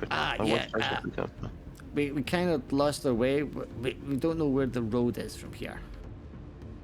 Oh, go that way. And sort of, because Durdle will be visible, he'll be pointing with his hand, like, in a very clear, like, with his hand silhouetted, just, like, pointing, just saying, that way, go. or, you come up here, you pay a very generous toll, and we tell you very, very, very obviously where the fuck to go. No, we don't want any trouble. We're just travelers, that's all. Thank you for your help. The two of them This is where Durdle, like, will turn to Tannic, and it's sort of relatively quietly. So I lost my spell. Yeah, 2 guys traveling in the middle of the night. Yeah, totally legitimate. You see them, like, they're very small. Like, they must be, like, halflings or goblins or something, and they're just kind of, like jogging hunched over past the stairway in the direction that you motioned, past the walls. And you can just see, like, the rustle of bushes and the tree line as they, like, move away. I did point them in the wrong direction, didn't I? It's up to you to decide. I don't know where you're pointing. No, he's saying that to Tannic, because he yeah. literally just sort of pointed in a general direction. And he's kind of like, wait, I did point them in the wrong direction, didn't I? No, you put in the right direction. Shit. Let's think about this. He more than likely pointed out with his dominant hand. He probably pointed to the right of him. So whatever direction to the right of the entrance would have been. And Should have been the left. To my mind, it should have been the left. So if he's pointing right, he's going the wrong way. Yeah. Yeah, they're going the wrong way. No, just for comical. Like, it's just like, I'm just imagining Doyle just literally just lifted his hand and just pointed, but didn't really think where he was pointing. Right. So I was like, in my mind, like, if you do that, you usually just point straight out, right? You're pointing straight out to you. That's fair. Yeah, you pointed him in the wrong direction. It's fine. So, Tannic, Durdle, and Godfrey, you will get 1 XP each for defeating the thugs. Alright. Woo! Only 15 more to go. And then, Braz, you can roll your HP dice to get that much HP back. And you can regain 1d4 lost spells. What dice do you roll for regained hit points? You hit point die, so whatever you... If we go Whatever to you get a details D8. and click on Priest, you are a d6. So you don't gain full hit points back, you just gain 1 dice. Yeah, it's like when you level up, it's the same kind of roll. Oh, you get your 6, nice. Oof. And if you had lost any stats from Spellburn or something like that, you would get like 1 point of that back. I don't That's think you have spell. any. And you roll what? Your range returns. You got a D4, you say, to get your spells back? But I think Yeah, you only had 1d4 one spell. spells, yeah. Yeah. But you failed your rest check, so you don't get to rest. No, not me. I was asking him so he can get his, but he only had 1 spell anyways. Yeah. Yeah, minimum 1. So your exhaustion, I think. Your exhaustion disappears or Oh something. yeah, is it 2d6 for exhaustion? 2d6 worth of exhaustion, yes. And Durdle, you get this as well. That's all of them. We didn't wake Kinnick up, but he can get his He back as failed well. his DC roll. I failed it, so I don't get any rest or anything, so I don't get any of my exhaustion back. Yeah, Even though he was on first watch, so he still had to make that con roll? that's what it says. Aw, damn. How do I get rid of exhaustion? Just remove delete the it. item. Yeah. Remove item. I only have 1 exhaustion, so like, Yeah. it's just gone. You're still looking a little healthier now. I need to find more people to bonk to restore my hit points. I mean, you could go. Oh yeah, I hit the get my rats. charges back as well. You could, yeah. Anything you've got that uses up charges for the day, you'll get those back. I somehow I don't think I can cheat the system by smacking rats to restore my hit points. That's what it says. That feels very overpowered for using up my charges. I mean, you're also taking the risk of fighting against 3 rats, which could make you lose hit points. And as we saw, you know, ordinary animals are kind of dangerous. And they could have disease. You might have to roll con for that, but you have a good con. So I've got advantage in that, right? Like, I'll be fine. But the rest of us don't, so you'll be doing that on your own. I'm not helping you. Yeah. Someone take one of my silver pieces, because it means I can get it in the storage, but I can carry 1 item then, because I can't carry my catalops back. Sure, give me one of your silver and I'll be fine. Caltrops. Say it with me. Caltrops. There you go. Yeah, I have taken one of your silver coins. Well, I've added 1 silver to my coins. You need to take 1 away from yours. Did I just spin back out the items you put in yesterday? I used it to take out my rope and iron spikes to make the tripwire. Ever since we're leaving, I need to put them back in. It's not taking the slot thing down after, or just the coins? I mean, I don't know. I didn't make the sheets, unfortunately. So if it's not registering for some reason, I'm not sure why. How do we get a token for the loot again? The chest. Yeah. I'll just bring it back out. I think that should copy contents. Yeah, it did. Well, I can't carry anything, so I'm it's going up to to put you. another 2 short swords in this pile because of the guys you killed. Actually, you could use those wee goblin things to carry stuff for us and offer them money to follow us back. Actually, it's something I was thinking about when I rolled them as well. I just got sort of concerned that, but I was trying to figure it out. Right, but we do have the old man and the 2 prisoners. We can go fetch them if they didn't die during the night, and they can carry stuff for us. It's a bit of a journey back to where that was, I think, wasn't it? It wasn't that far. Like we went from where we left them to here. Well, yeah, true. We got there in about just under a day or something from the thing. Like we went from there to the beach, and then from the beach to here, and that wasn't it wasn't that long of a trip, to be honest. I can't remember how long it actually took, but yeah, I mean, going from the village to the temple, including the stop, was like the whole day. Not 24 hours, right. But like, you know, the whole morning till evening. But I mean, right, going to where you left them and come back again, you're talking like an hour or 2 hours. Yeah, and then we can have them be pack meals for us. What I can do is I'll leave my cattle things, and we can use it as a trap around the treasure stuff, so it keeps it all together, so nobody will touch it, or someone touch it, they're going to damage themselves to try and do it. Obviously, anyone traveling through the jungle, it's going to be a roll. So bear that in mind before you start going places. No, grab what stuff we want to take with us, so we can take, and then we'll start heading off then. Well, the armor's gonna fetch the most resale value, because the leather looks like it's 2 gold pieces. Broken leather is 50 copper pieces. Well, so if we focus on those 3 remaining leather cuirass. Well, first to take one of the leather cuirasses for extra armor for me. I already have. As you saw in chat. So yoink.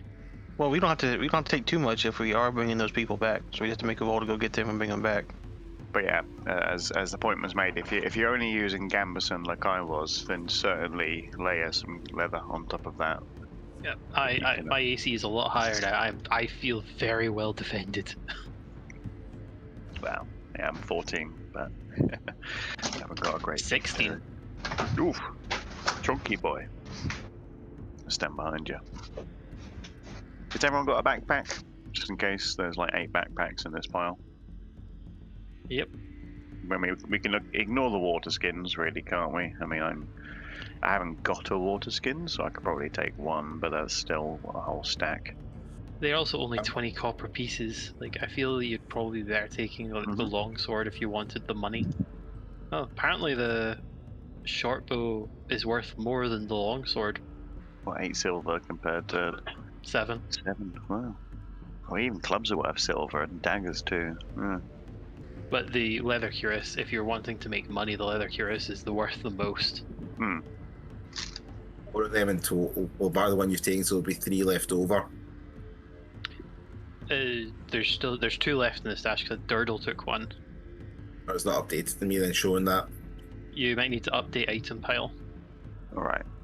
Yeah, the ruined armors are worth copper, so I mean it's a good amount of copper, but we can leave those behind in favour of the weapons. If anyone's fancies using one of the short bows, then there's enough arrows for you to take as well. I'm going to take them. I've had space, but I don't have the space because the exhaustion never cleared. Yeah. But as I said, please don't bring them back or get them later or something if we need Well, to. yeah. If we're talking about space, I've got 2 slots. So if there's anything that we're desperate on, I can take. The leather is just worth 1 slot, isn't it? So I can take those last 2 leathers myself. Because they'll be worth the most money. So if you click update item pile if you need to, then I've managed to max myself out. Doesn't mean I can't exhaust myself for any of the nice exhaustion mechanics, but just don't run into anything dangerous on the way home. You'll be fine. Yeah. Well, it's another herd of elephants. Let me sing the song of my people. Raz, you fucked it. That was awful. I'm sorry, guys. Are you done looting the dead corpses now? I mean, As much as we can, I think. When I've got some ball bearings, thinking that there would be a decent trap. I could lose my ball bearings. I got a full stack of rations. I got my stimulants. I'm definitely not getting rid of them. I don't really have anything that I can drop really. I've already stashed my bedroll as well with the guys. Yeah. It's not like the village are going to be able to buy these leather armor off us since they've been raided by these guys. No, because they don't have any money now because their money got They're paying stolen, and then the rest of the money went to paying you guys. And we also got their first money too, so win. Yes, first you money. have their money. What did we get from the lion's den again as well? Was it a full crown and? Oh, it was like a pelt. And I've got a gold crown as well that we picked up, so we've got gold come for that in the end once we sell it. Is that already accounted for under somebody's inventory slot? I've got them in there, yeah, in my one. Nice. So we'll get 8 gold from that alone in the end. And 16 silver each from that that pot we found. And now are you done looting the corpses? Unless Durdle needs to put anything else on, unless Durdle wants anything. Yeah, I mean, if no one else has got any slots left, I'm max slot. No. Yeah. I think we've spent enough time looting the corpses. Yeah. Alright, let's head off. Space, then I know it's fun to pick up stuff, but let's not spend the whole session just. Yeah, it's been 2 hours. Holy crap. Right, that's interesting. Okay, should I assume that Tannic is leading the way since he is the ranger? Yeah, that's what I've been doing. Give me a wisdom roll in that case. Tannic, you've got advantage.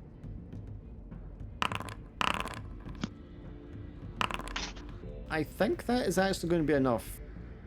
For whichever reason you decide to take a slightly different route, going back, you don't want to be too obvious in case someone's laid a trap or an ambush or something like that. So you're going through a slightly different path in the same direction towards your target. And you come across and you see them, probably before they see you, a figure, an old woman, who seems to be wearing clothes not too dissimilar from the villagers that you saw previously.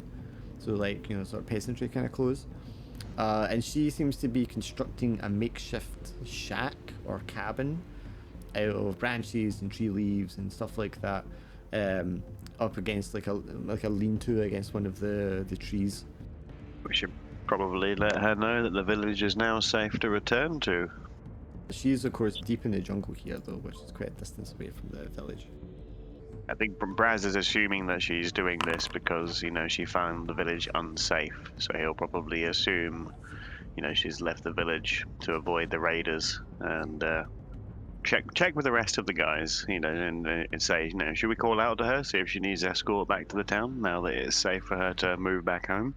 You can do that. I'll wait and close by and attack them if something bad goes wrong. If something goes wrong.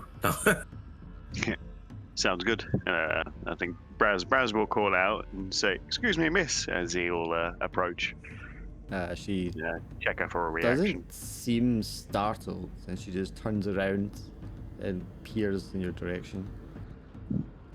But she doesn't say anything. She has this sort of wizened, very light grey hair that's all kind of like pulled back and tied in a knot behind her neck. Braz will raise his hand and try and do a friendly wave as he approaches, and will announce that troubles befalling the nearby town will now have been sorted out thanks to himself and his party, represented by the Black Swords. If she's left the town because of the recent troubles, then she should feel free, and if she needs escorting back to the nearby town, then they're more than happy to take her away if she needs. Doesn't raise her hand in acknowledgement, she just lifts her head as if she's trying to get a better view of you and what's around you. You're a lone traveller? No, I'm with my companions. I see. You're a long ways out here in the jungle, are you not? I think the hairs on the back of his neck will probably start to prickle a little bit as she hasn't appreciated his offer, and he's probably starting to wonder if everything might not be as it seemed. And he'll confirm, we're on our way back to what was the name of the town we took the job from again? Sorry, Shvara. We're on our way back to Shafala. I see. And what is it you're doing out here in the jungle? Do you not hail from Zavala? I'm from many places. But for now, this is my home, and she gestures to the half-built shack here.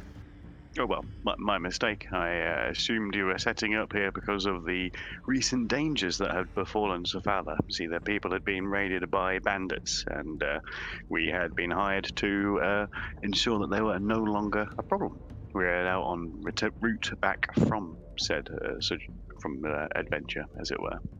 He just does his best to look good-natured, and probably even like goes a big belly laugh at the end of that speech as well. Just checking where you're going here. Are you going to live out here on your own? You don't need to worry about me, my friend. You and your companions can go on your way. I think Braz, like the player, is very much getting the creeps from this encounter, so we'll happily take that offer, and we'll say, well, if you were short and you don't need any assistance, we'll be on our way. Wait, one moment. Where are you coming from? And she turns and like faces directly where Godfrey is in the bushes. Just a simple bandit encampment. You have something. She like reaches her hand out towards you, Godfrey. Something that doesn't belong to you. Probably have a few things that do not belong to us. They belong to the dead. What are you? Do you have any specifics you can give us? Why does this one speak for you when you're the one with the power? She says towards you, Godfrey. Mostly because you creep me out. I don't want to talk to you. We do not have to be enemies. Please come out where I can see you. It's a creepy old lady. I'm gonna I guess come out but be behind Baz. No offense, Baz. No, done taken. She is creepy as fuck. I might have made a mistake. Sorry, guys. Yes, I see it now. It's an interesting trinket you have. Perhaps you would like to trade? Trade for what? What do you desire? Well, there's a lot of things in life I desire. Well, what do you think is a fair exchange for that mask you carry? Do you even have money on you? Well, I can offer you other things. So you just want me to name a random thing, and I don't even know what this is. I'm just supposed to, I don't know, give a price? Of course. That is how one haggles, is it not? The trade, usually when you haggle, exchange. Usually when you haggle, you know at least the value of the thing you're haggling with. Well, I'm going to guess from the silver you also carry that you value material wealth. I value survival is what I value the most, if we're being honest. Money is one way of doing that, I guess. Well, what would you accept? What do you want for the item you're holding? I don't know where to go from this because I don't know what she can offer me. Like, can I like examine her or something? Like, she's giving off any kind of vibes here? Like, why would I? This is a very weird conversation to be having with a random stranger. Okay, give me a wisdom check. I have no information to go off here. She definitely has a magical aura about her, so she has some sort of magic going on. I can't give you any more details than that with an 11. Spells, then. Can you teach me a spell in exchange for this? Depending on your proficiency and how much time you can spare, I could teach you a trick or two. So we're gonna go back to the village, and then I'm assuming we gotta rest again. So we have at least what, the rest of the day, and maybe a little bit tomorrow I can spend. Of course, if that's what it takes. You can stay here with me. I will teach you something, and you can give me the mask. And your friends can leave here unharmed. Since the mask belongs to the group, can we ask you what the mask's importance is? It's a curiosity that I'm interested in. I would have to spend some time with it to decipher exactly what it is about it that makes it so special. Well, if I don't come back in a day and a half, you know where I died. We know where to look for you. But Yeah. This town wasn't too far away from the major city either, was it? So you could come and go to visit this woman if you needed in downtime. She walks over to you, Godfrey. Just slowly pans out, shows she's not a threat. Oh, that's not a problem. And she licks her hand. Oh, no. And then she just gently reaches out slowly and just wipes it against you. Oh, God. I can find you. Do not worry. That's great. I would hand her the mask because now I'm just grossed out and creeped out. Yeah. Thank you, Godfrey. Oh, I'm not even surprised you know my name. When you have the time and you require my assistance, you can simply call for me. My name is Maraba. Maraba, okay. Then I'll come back when I am ready to learn something, I suppose. I'm sure you will. I look forward to seeing you again. Thank you. She takes the wooden mask, which looks unremarkable. It's not crude, it's craftsmanship in its construction, but it's not anything overly ornate. I left a note. I left a very specific note in my notes here.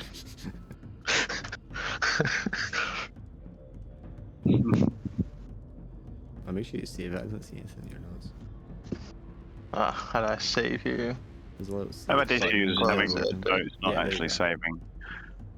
Yeah, Sometimes I found if you don't move tabs off of notes, it doesn't save if you leave it open. There's a button you press for save.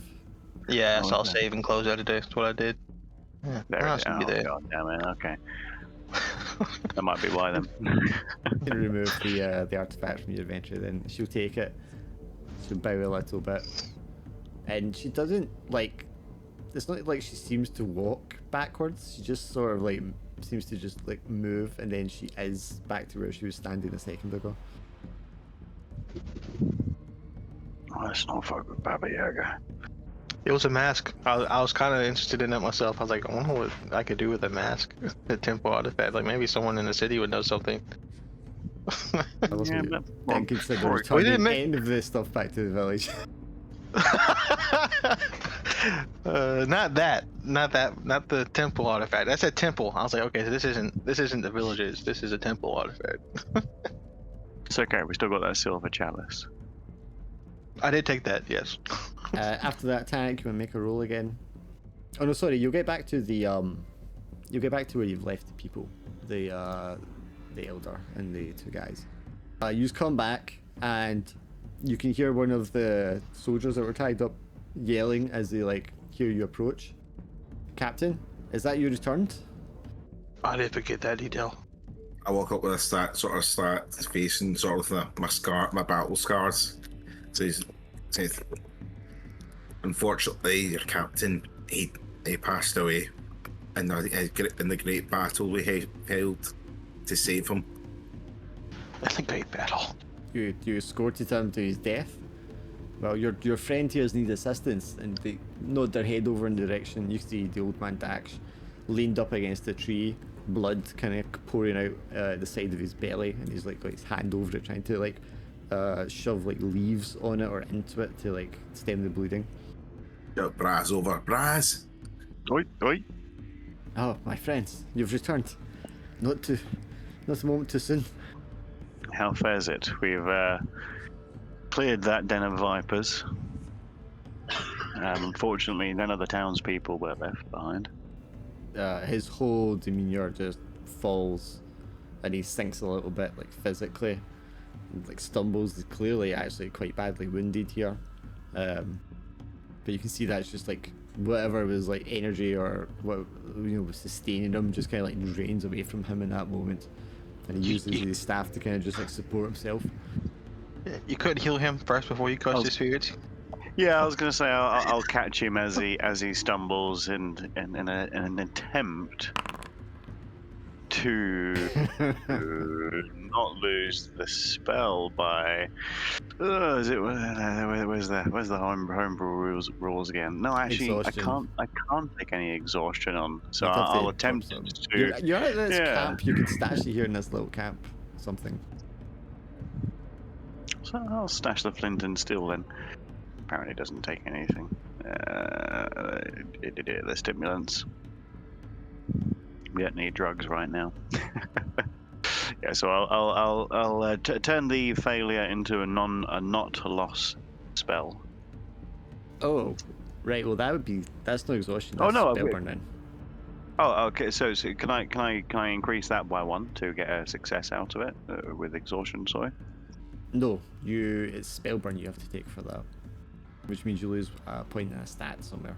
But I do recall I've got a lot of odd stats, so I think I'll do spellburn on charisma to reduce charisma from 13 down to 12 to boost that 10 to 11 to actually get a success out of it. Okay then. You can just delete that exhaustion I dropped on you. Brilliant. Sorry for muddling up the rules. No, it's fine. And then you go here and you change this to. What stat did you say? Sorry, charisma. That's right. Yeah, from 13 to 12. Right. Okay, that should be in effect. Did I actually take it downward? Not from my side that I can see. If I close this sheet and open it again, no, still 13. I think you did intelligence, maybe. Was intelligence I need 12? to. Sometimes I need to like set it before I drag it over. I should really just do like one of these for each stat. How did you recover from spellburn? Did you say as well? When you rest, you'll get 1 point back. Nice. Yeah, that's 12 on my side now. I'll need So, two separate ones for different stats here, so I can just do that quickly. But yeah, that'll work. I'll get our boy for heal 4. Sure. You lay your hands on him, and whatever is like pierced the side of his belly, you manage to heal almost instantaneously, and he looks on in wonderment. That is indeed a gift you have, my friend. Thank you. But I'm afraid Thank not me. Thank Saint Teragnis. She is who imparts these gifts upon me. If you like, I can perform a baptism later. Well, perhaps. Did you recover any of the? I mean, what happened to my villagers, my son? Well, what happened to you first? Are we in like danger? Is there something around here? There was a pack of wild boars passed through. I tried to shepherd them past because of these two that were tied up. Unfortunately, I aggravated one of them, and it gored me with its tusk. But I was able to shoo them away. It's not a problem. It's just I'm just not as strong as I used to be. And so what was the fate of my people? They were all get sacrificed before we could get there. Well, what do you mean sacrificed? The serpent creature, cultists, whatever, got it to them before we got there. We were too slow. I'm sorry. A serpent? The bandits were kidnapping the villagers to give them to a cult. The cult worships some sort of snake deity. Turns to the two captives you have and like raises his staff. And you knew about this? Immediately start to plead that they didn't know. They were just here on assignment. I mean, your captain had you bringing people to the temple. We didn't know there was a lizard person in there. They didn't know that, but they knew people were dying because you heard the screams. But anyways, so you can safely assume, yes, they knew what they were doing to some extent. All your people were sacrificed as well. They're all just stupid humans. Seemed that they needed 13 sacrifices for whatever it was they were doing. The figure that they were worshipping, although no god that I recognized, was a serpent with 13 heads. If that means anything to you. The man looks halfway between rage and hopelessness, and the culmination of the emotions kind of like going through him just causes him to just sit down on the ground. You can tell he's just overcome with like a mix of emotions. Maybe I should stop talking to this guy. The sort of speaking authoritatively and quite loudly to the soldiers. You want to make penance of what you've done to your people, their people, and all the other people who died in this sick task of yours. Go to their village, make it right, protect them. I don't know if that's the right thing to do. Who do they have health to protect? Their place. They make atonement to the village. They're more likely to kill the two than to let them help them, is what I'm saying. Like, would you let the person who helped kidnap your daughter or son live to help you? No, you probably kill them. Kill them with who? All their villagers, all their capable warriors, they're all practically gone. Said it doesn't stop someone from using poison or stabbing them when they're sleeping or any other number of things. The old man. They'll die anyway, and if they go back to their army. The old man grabs just like a handful of dirt and starts making a prayer to Ord, asking for guidance. Anyway, they need to be tried in a court, not just like told to go protect people. That's not really how the law works. It's just blah blah blah. Just ignores it. Well, I thought we had kept them alive because Braz wanted to, I don't know, like take them to trial or something like that. Yeah, we should take them back to the major city where the Lord resides and have them tried for their crimes. I doubt that. Well, they might, but I doubt it. They were operating on orders, so. We're not aligned with the army they come from, are we?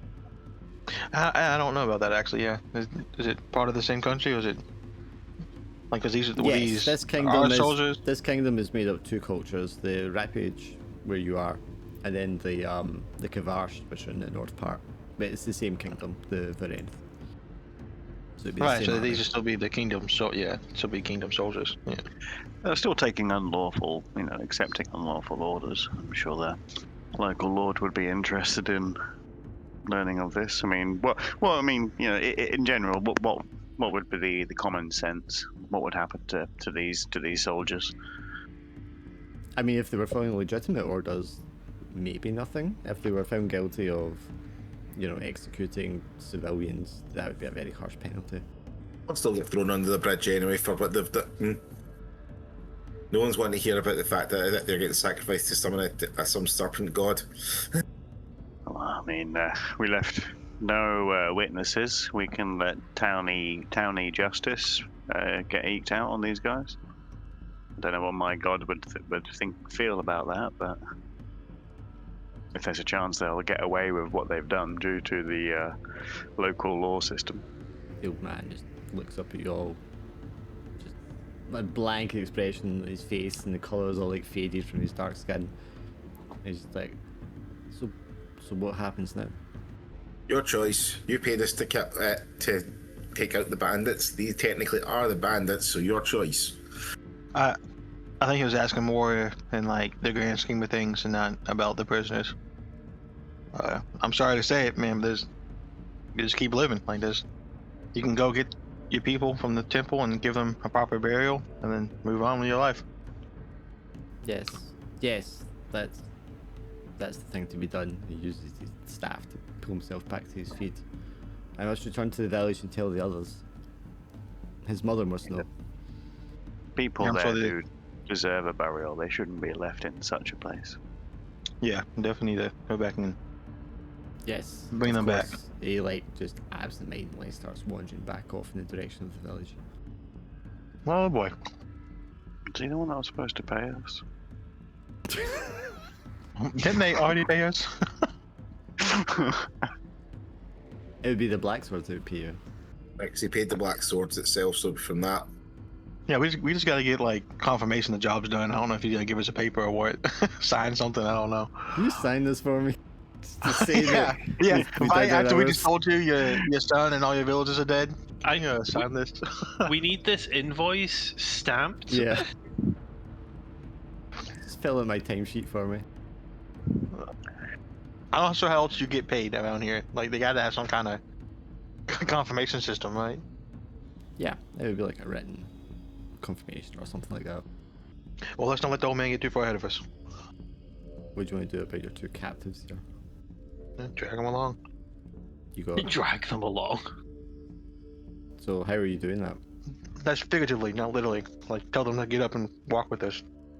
Okay, so we're untying them. I mean, leave them tied up, but maybe to each other like a chain gang. You know what I'm saying? That's what I'm saying. So you untie it from the tree and then you're using the same rope to tie them together. Yeah. Keep and watch over them with a weapon in hand, making sure they don't misbehave. Yeah, I mean they've got nowhere to go here, and you've de-armed them, so they don't have anything they can fight back with. So you get them tied up, and then what do you do? Guess we head to the village. Yeah, okay, Tannic, do you want to give me another roll? Just fix something here. Just normal. I've got an advantage from where we are since we know where we've been. You always have advantage when you're doing your ranger thing. Oof. Ain't close.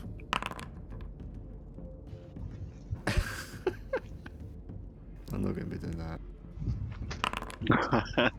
He was about to throw some nymphs at us guys, but he decided not to. Yeah, use head back, and maybe I don't know, do you get ahead of the old man? Do you kind of let him lead the way instinctively, or you just keep an eye on him? Like, what's the deal?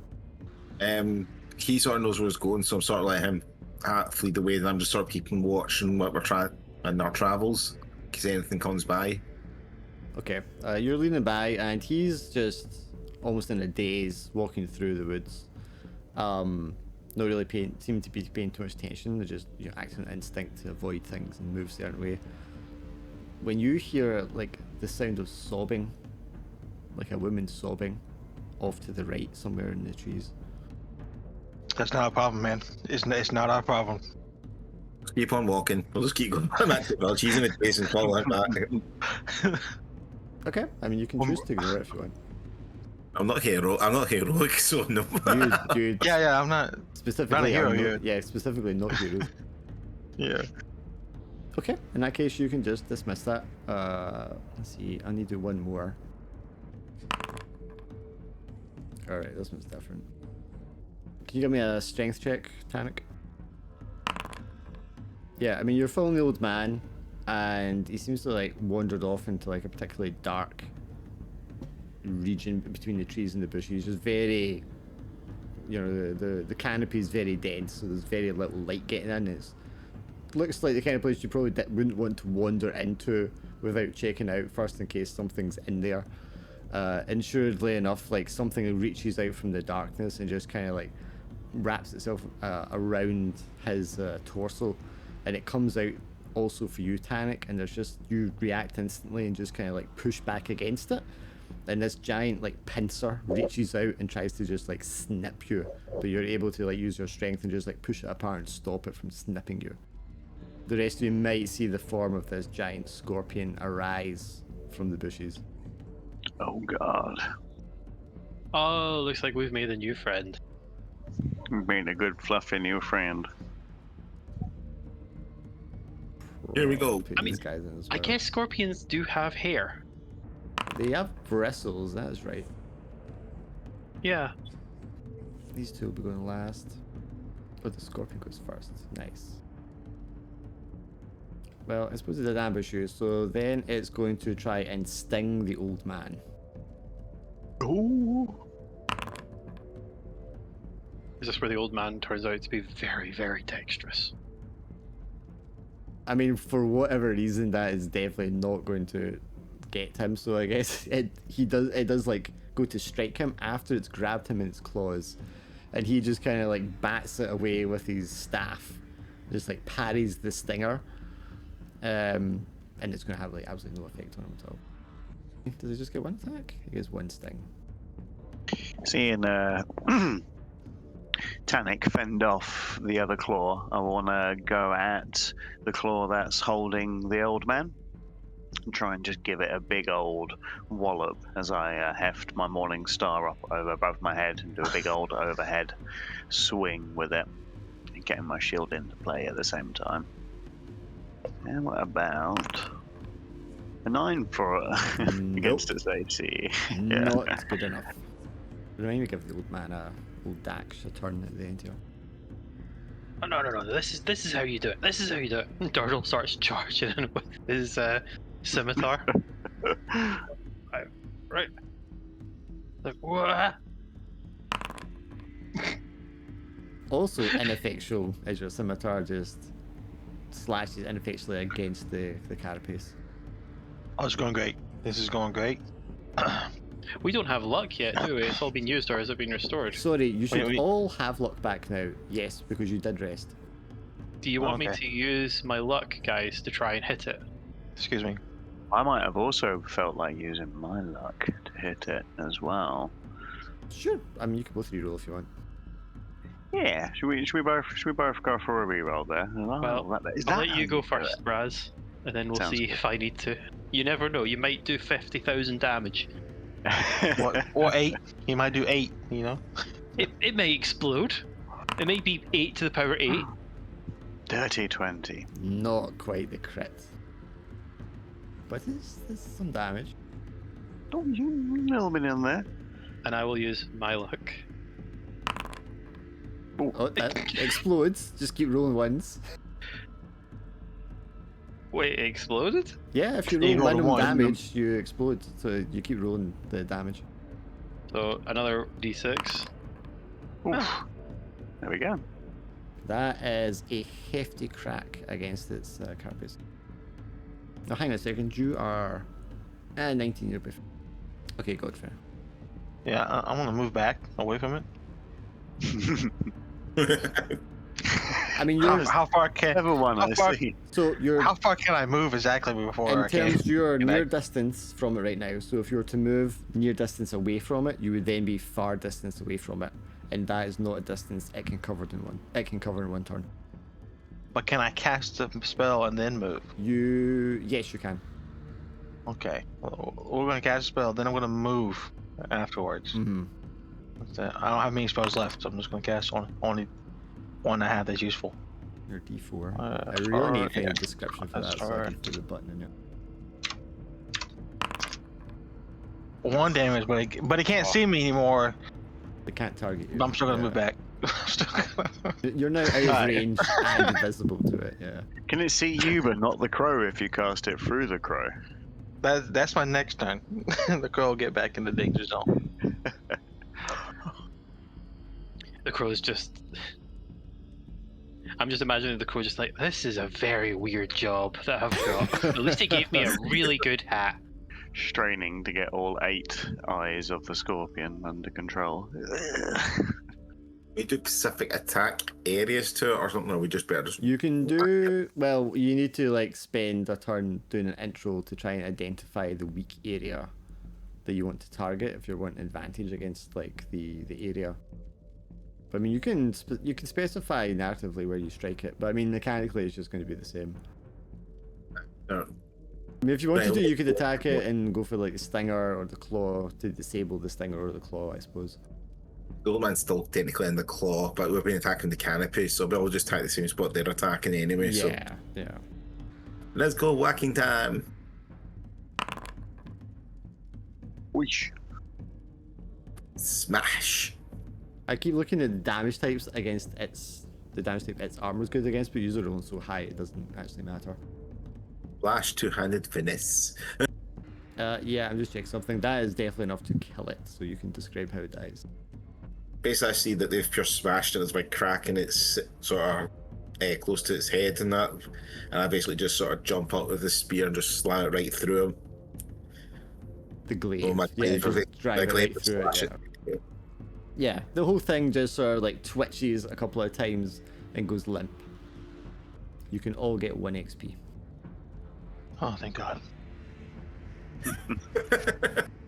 Brad's holding his knees, breathing out, wheezing. Danny's just roaring in joy. Battle! Bloodthirst! Must kill more! The Dax releases himself from the claw, brushes himself off. I'm sorry, my friends. That was foolish of me. Are you with us now? Yes, perhaps you should lead the way, and I will follow. Tanek, sure. Well, do you want to make sure that this thing hadn't had any other victims recently before we make our way? He's still slashing it apart to break it apart. He's still slashed.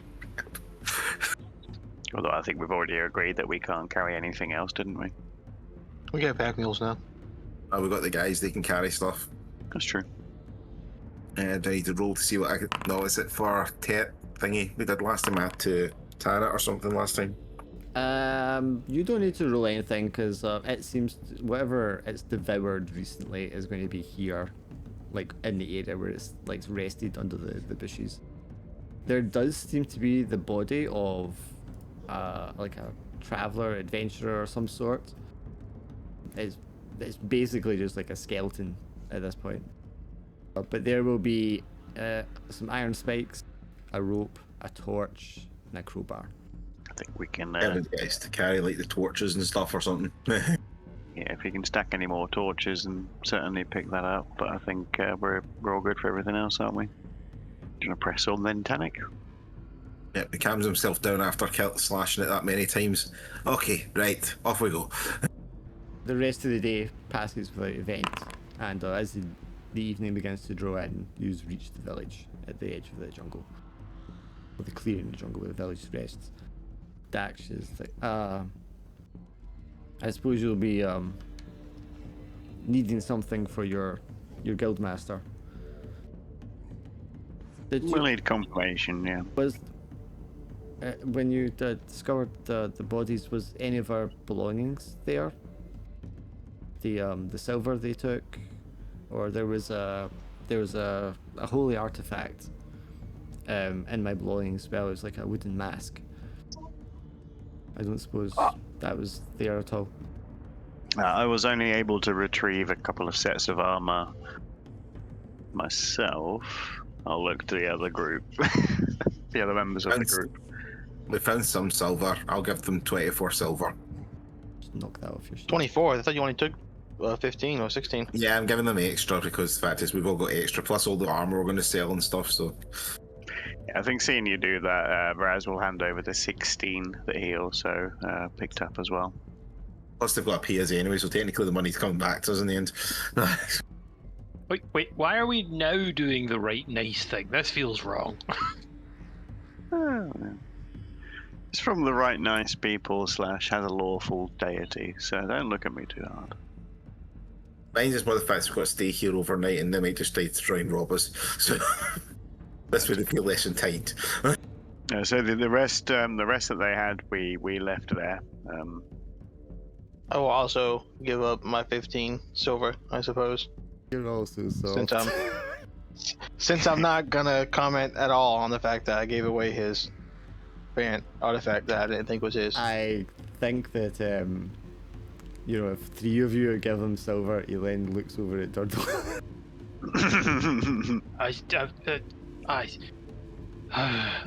Durdle will go into his pocket and just start taking out the coins. He's so soft. Very begrudgingly counting them. He accidentally reveals a gold coin, tries to hide it. Like,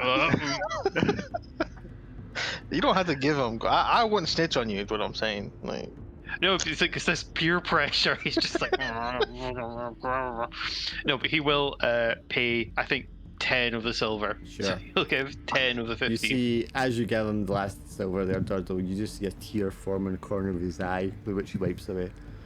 Thank you. I know this is a lot that you've been through, for our sakes, and the danger you must have faced. But at least justice has been brought to these beings serving this monster. You have my eternal thank and gratitude, if nothing else. Do we tell him that these guys are soldiers working for the kingdom? I guess we don't really know that for sure. That's just the story, technically. I know it's there when we were interrogating them and stuff, so he kind of knows, right? Yeah, so he probably knows. Okay, yeah, that's good. Yeah. That's good So we point. can take them back anyway with us if we want to see if we get rewards for taking them back with us or whatnot. Because they're deserters technically as well, so. Well, I'm just afraid if we leave them here, they'll die. I mean, they're probably gonna die anyways, but like, I don't want them to get like killed by a bunch of villagers in anger. Fine, we'll keep them. We'll rest up here the night and then take them with us back to where we're going. Yeah, I mean, Yeah. I think he would pitch in himself, like, perhaps we should not reveal to the others the relationship these two, he almost like spits the words out as he points at them, have in this affair. At least until the morning when you've left. Sounds like a plan to me. I'm gonna go hit the hay. Yes, I'm sure the cabin has been prepared for you. The same Go back in you were 5 in minutes. the night before. I must now go to speak to the others and let them know the sad news. See him walk away with a heavy weight on his shoulders. The two captives you have are just like looking at the ground the entire time. So the building has been like cleaned up since you were in there last time, but it's the same building, and you've got an upstairs, downstairs that you can sleep in on the corner of town.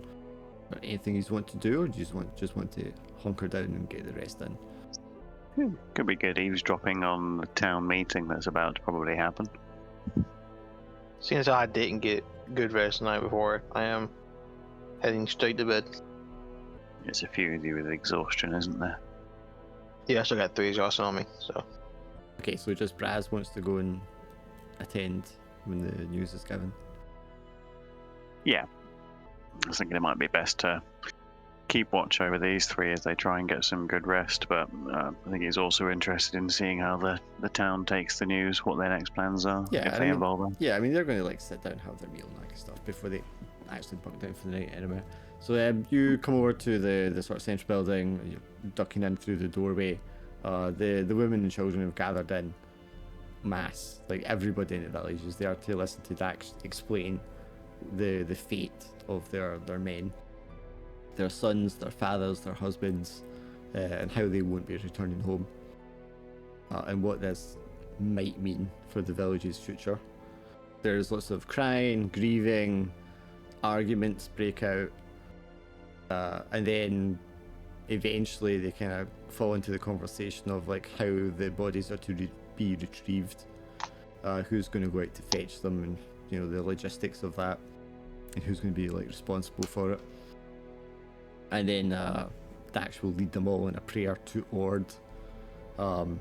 He is the god of not just magic and secrets, but also nature and equilibrium. The give and the take, and the service is just like about that, the balance that has to be found and how they move on from this. And he might invite you even, Braz, to say a few words since you are a cleric. Oh yeah, he would certainly at that, like, he'd probably not step up before that point, and then offer his assistance in leading a prayer for the departed and help them move on, as it were. I think a few of them would probably like voice up to ask you. You discovered these heretics that had like murdered their loved ones. What was the nature of their fate? What happened to them? Doesn't want to get too graphic because there are the children in attendance, but he will admit that they were hostile, and himself and his crew had to slay them to 2 or 1. Their bodies are also piled in the temple as well. I think they will thank you for the service, the duty that you performed for them. Just an outpouring of like grief and gratitude and sadness. But then, very, very understanding, but doesn't want to stick around too long for all of that. Yeah, you leave the hall to kind of leave them to get on with the process they have to go through now, and return to You'll the make others. Dax aware as well of what was left behind, you know, the rations and the weapons as well that they couldn't carry. So, you know, he'll wish him, put them to use for the town. Yeah. After that, the others, I mean, you can return to the cabin where the others are. You can consume a ration each, and then that'll allow you to roll for your HP and your exhaustion and your spells. And what do we roll for the exhaustion and health? Well, your exhaustion is for 2d6. Your health as a ranger is a d8. Cool. Then. 6 health, and all my exhaustion's gone. Yes.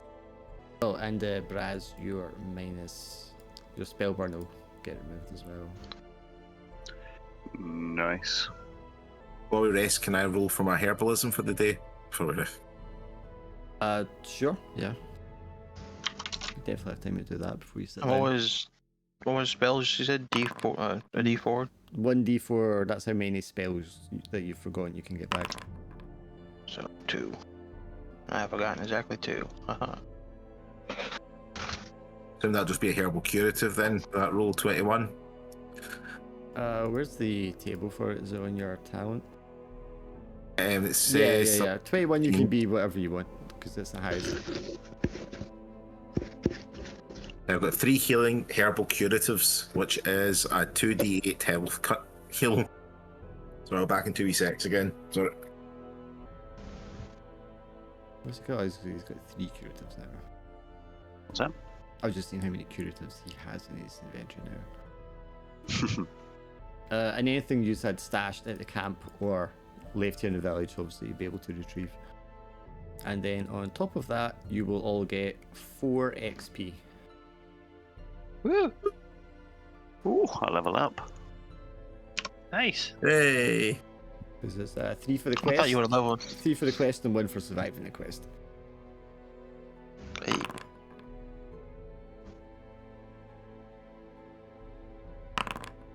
Oh, no! Do you add your constitution as well, or is it? No, it's just the Oh, HP. yeah. I just rolled that. I think I like the look of Shield of Faith. I was planning this before. I don't think my luck would help you get that one. I don't think I want to waste it. Yeah. Still, I find I use actually for my background, the marked one. I'm not figured out that complying yet. It's only just if if you're trying to do something or know something that would fall under your background. It'll give you like advantage or let you do the roll, that's all. Focus is concentration, isn't it?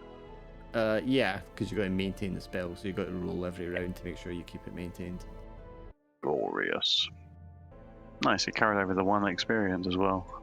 I typed in 11 over 10 and it carried over the 1. Yeah. It is nice that it overflows. How do I sort out the health bar UI? This side one was maybe 9. I'm assuming it might like update if I just like change the scene or something maybe, but yeah. It might do. Nice. Yeah, I mean with that you'll get your full night's sleep. And in the morning when the sun rises, you can set off again for Janish if that's what you want to do. Yep. Get these prisoners away and sell our stock and stuff and supply and treasures. Yeah. Get paid. It's payday time. So you do you say anything or do anything for the villagers, or you just leave them be to get on with what they're doing? I think they probably set out quite early in the morning for the template anyway. Then most of the village is going to go out, apart from a couple of people left to look after the younger children. Check in with Dax, just let him know that we're heading off. Say a couple of good words about the black swords, you know. Yes. Says, "Oh, you look a lot more powerful than last I saw you." By the power of 1. He'll probably give you like a little trinket that's like a tree sap or something similar that he's like pushed like a symbol into, and it looks like the face of the mask that you were holding that you found. Is what the impression. So it's kind of like a signal in wax, but they're obviously using something different rather than wax. And he gives you that to take back to your guild master to show that the job is complete. Excellent. Well, best of luck there, Dex. Well, thank you, my friends. And have a safe journey home. Thanks, and best of luck in retrieving your dead. Sorry we couldn't do more. It is Ord's way. As you said, we must move on. Aye. With that, let's fuck off. Tannic, you want to give me your roll again? We're heading back along the path. Big stretch going, right, let's get back here.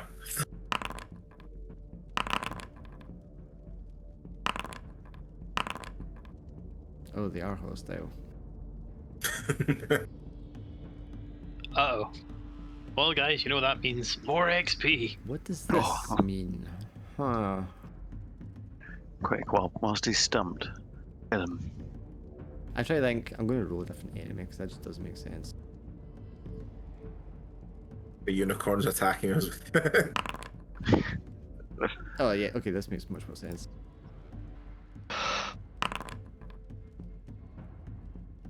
Okay, Tannic. What did you roll here? 15?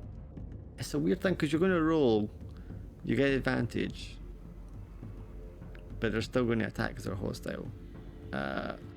I guess you like maybe take a wrong turn in the path, or maybe just because it's early in the morning when you set out, they're still hanging from like a roost in the tree in the overpass, and it's just like a dense part of vegetation you have to go through before you're out onto like the proper path road, and there's 3 giant bats hanging in your way. So they will be hostile if aggravated, but I guess you can take, because you got the 15, you can like take measures to try and not aggravate them and get past them. I guess like we see them and like we've just paused before we snap a branch or something like that. We're like, oh. Yeah, just before you get too close, and you're like, oh right, if we go under them here, they're definitely going to know that we're there. I to sneak by them, or I could try and roar at them, and well, we've got advantage, and if any of them are lower in their level, they'll also get afraid, basically. It might cause them obviously less likely to attack or fly off a bit. Sounds promising. I think first we should try and just walk around them. And if they do, if that's not successful, then roar and try and get rid of them. Yeah, then we'll try and sneak around them then. Don't forget, we also have the 2 prisoners with us. Yeah, true, they might meet noise by accident or whatnot. I'd rather just war from the get-go. Go ahead. Yeah, good point. Let's roar. And then we also get an idea of roughly their level as well, if they're higher than 2 or not. Yeah, It's roaring time. Thunder. Either your roar will scare them away, or they're higher level and they'll just attack you. Yeah. Yeah. Go for it, guys. And not really much.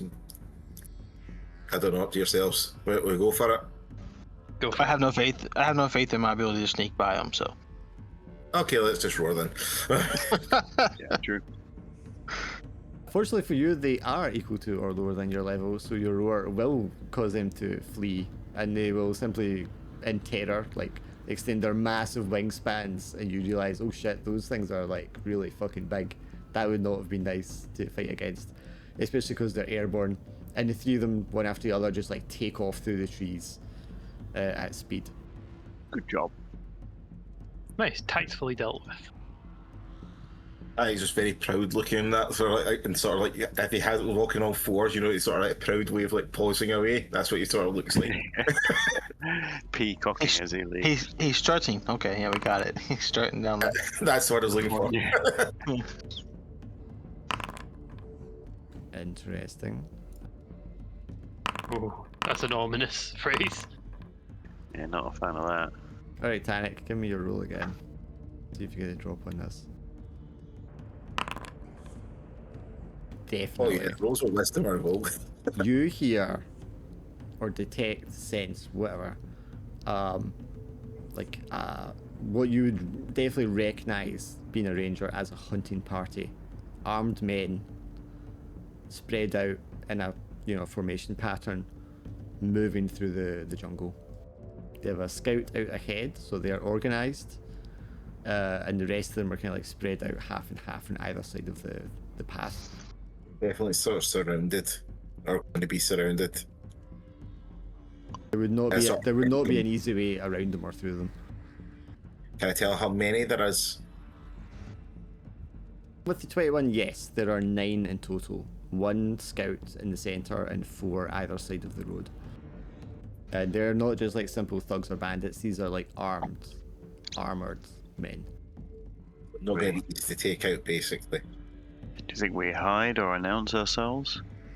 A hunting party? Like are they hunting animals? They hunting people? They are in the activity of hunting.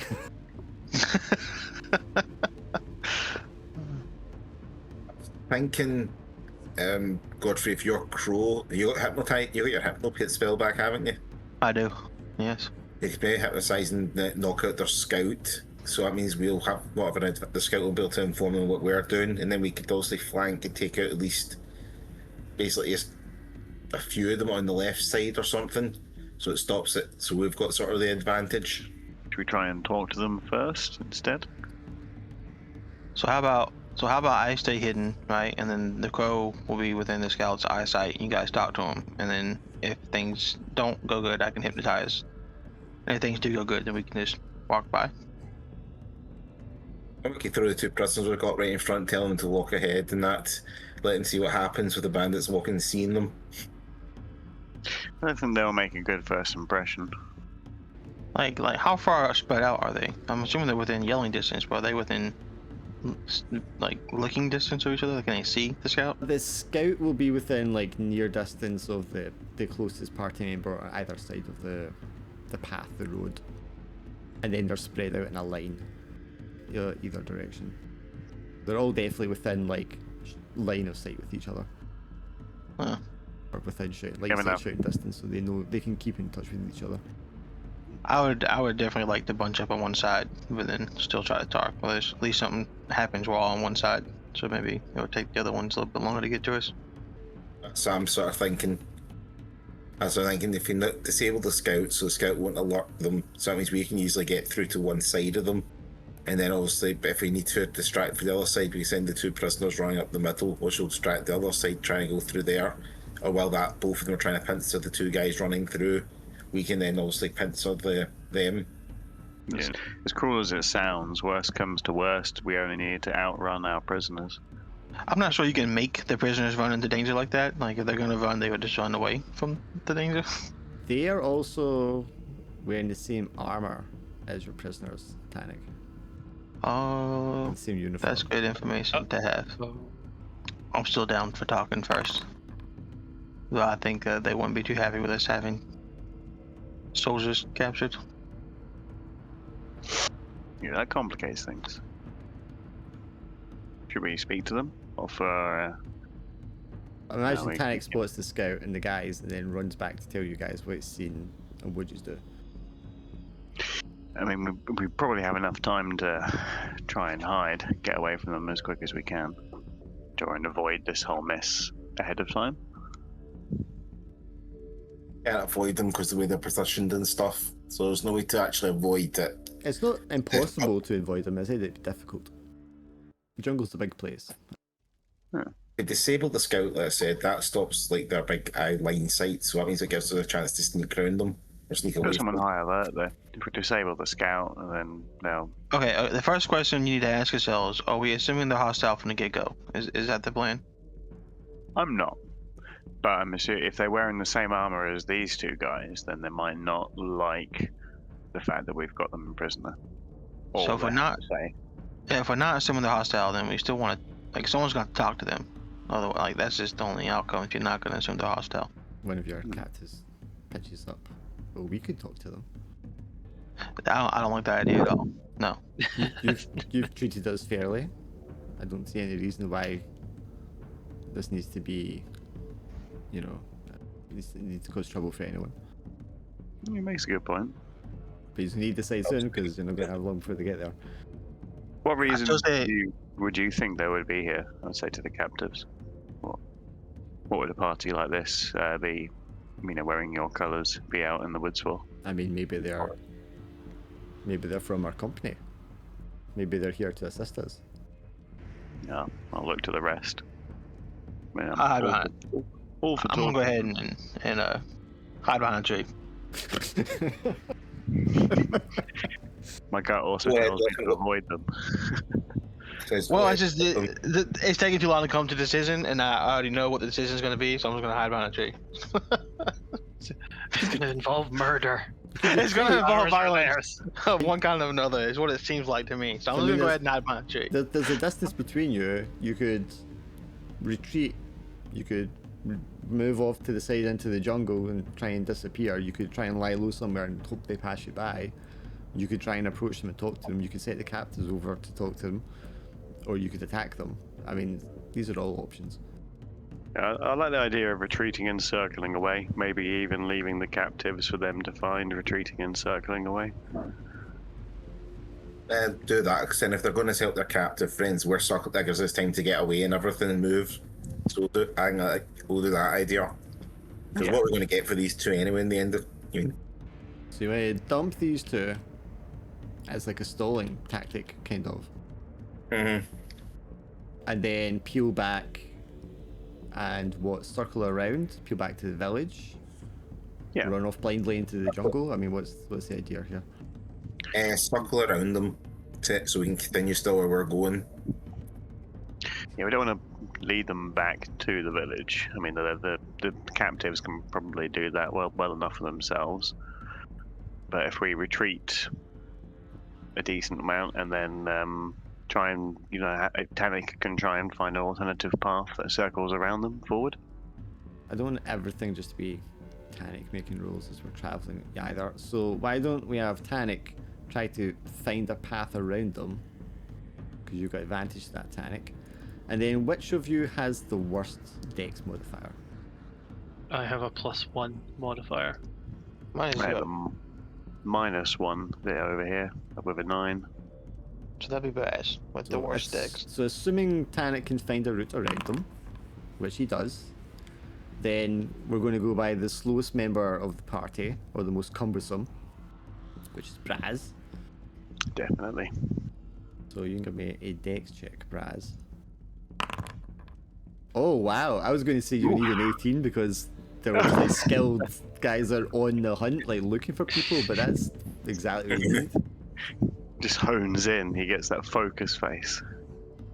Sure, so use back off, peel away, you leave captives there, and kind of when you're like out of line of sight, they start like yelling for the guards, the soldiers to come to them.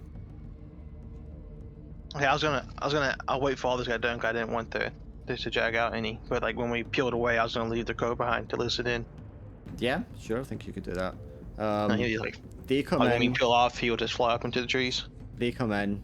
The scout sort of identifies himself. They identify themselves by their rank, their name, their unit. And then orders are like yelled out, and the rest of the soldiers like spread out into like a search formation and start looking off and like, to try and like find you guys. But with the Brazzy's role, you're going to like, at the very far extent of what you can like hear from them, you're going to like just make your way like around them. Clutch, as the kids say. So obviously your crow can watch, and then like inform you afterwards about what happens. These guys, I mean, they know you've got your crow and stuff, so they're probably going to tell them about the crow. But that's why I don't want to leave it out in the open. I was like, he's just gonna fly up into a tree after we So leave. let me just give me a roll to see if it'll be hard for them to find a crow because it's a fucking jungle, right? Let's just see if they can find them. No, they're not going to find the crow. I guess they're too distracted. Well, I mean, it's one bird and it's a jungle. That'd be very hard to like pick out anyway if it's up in the trees or something. But if it was flying around, it might actually be spotted more than if it was just sitting still. Yeah, Like, yeah. It was just watching, and it's dark coloured against like the darkness of the shadows now, so it would be hard to spot. Yeah, they're not going to be able to find your crow anyway. You imagine describing this? It's got a little hat. You see the tiny little hat. It's got. It's got 2. Sometimes it's got 12 eyes. I don't know, man. This guy's freaking bird, man. It's crazy. It has this perpetual exasperated look. I don't know how, but it looks so tired. These soldiers question the soldiers you had captive, and when they're done questioning them, they cut free their bindings, and then execute both of them. Well, it sucks to be them. Thought that might happen. They then burn the bodies and bury the remains. I get a Winston. Oh well, from Braz. You guys, after a time, pull yourselves out of the jungle and emerge on the main road, and from there it's only a short trip to the exterior of the city of Janish. And Dirtle, don't worry. We might have gave away some of the silver, but I kept the chalice. I mean, I just thought I was getting a double payday. You know how good those are, right? You get a pay for working, and then you get a pay for finishing the work. We are getting double payday with the chalice. You're thinking about a triple payday if you'd have kept the silver. Don't forget that crown as well. Wait, is triple more than double? Because I mean, I had a guy that tried to sell me a third chicken burger, but 3 is less than 4, so I went for the 4 chicken burger. Oh no. Because 4 is more, right? That's how it goes. Braz just doesn't have the heart to tell you that a third pounder is better than a quarter pounder. No, you probably try, and he genuinely tells you, like, the math is like, no, see, it goes 1, 2, 3, 4. Quarter is more than it. What? No. Yeah, I think it's the normal time we kind of finish those. And do you always do like the trading, all that kind of stuff next time? First, always selling all your loot. I know this sounds really silly, but this was a really fun game session. Yeah. I will say, as you're approaching the city walls, there are more. There's not just the city guards that were there before, but there are more of those soldiers with those uniforms standing guard at the entrance. Oh, it's quite a good idea that we ditch those two then. So we'll end there tonight, and you can approach that next time. Dum.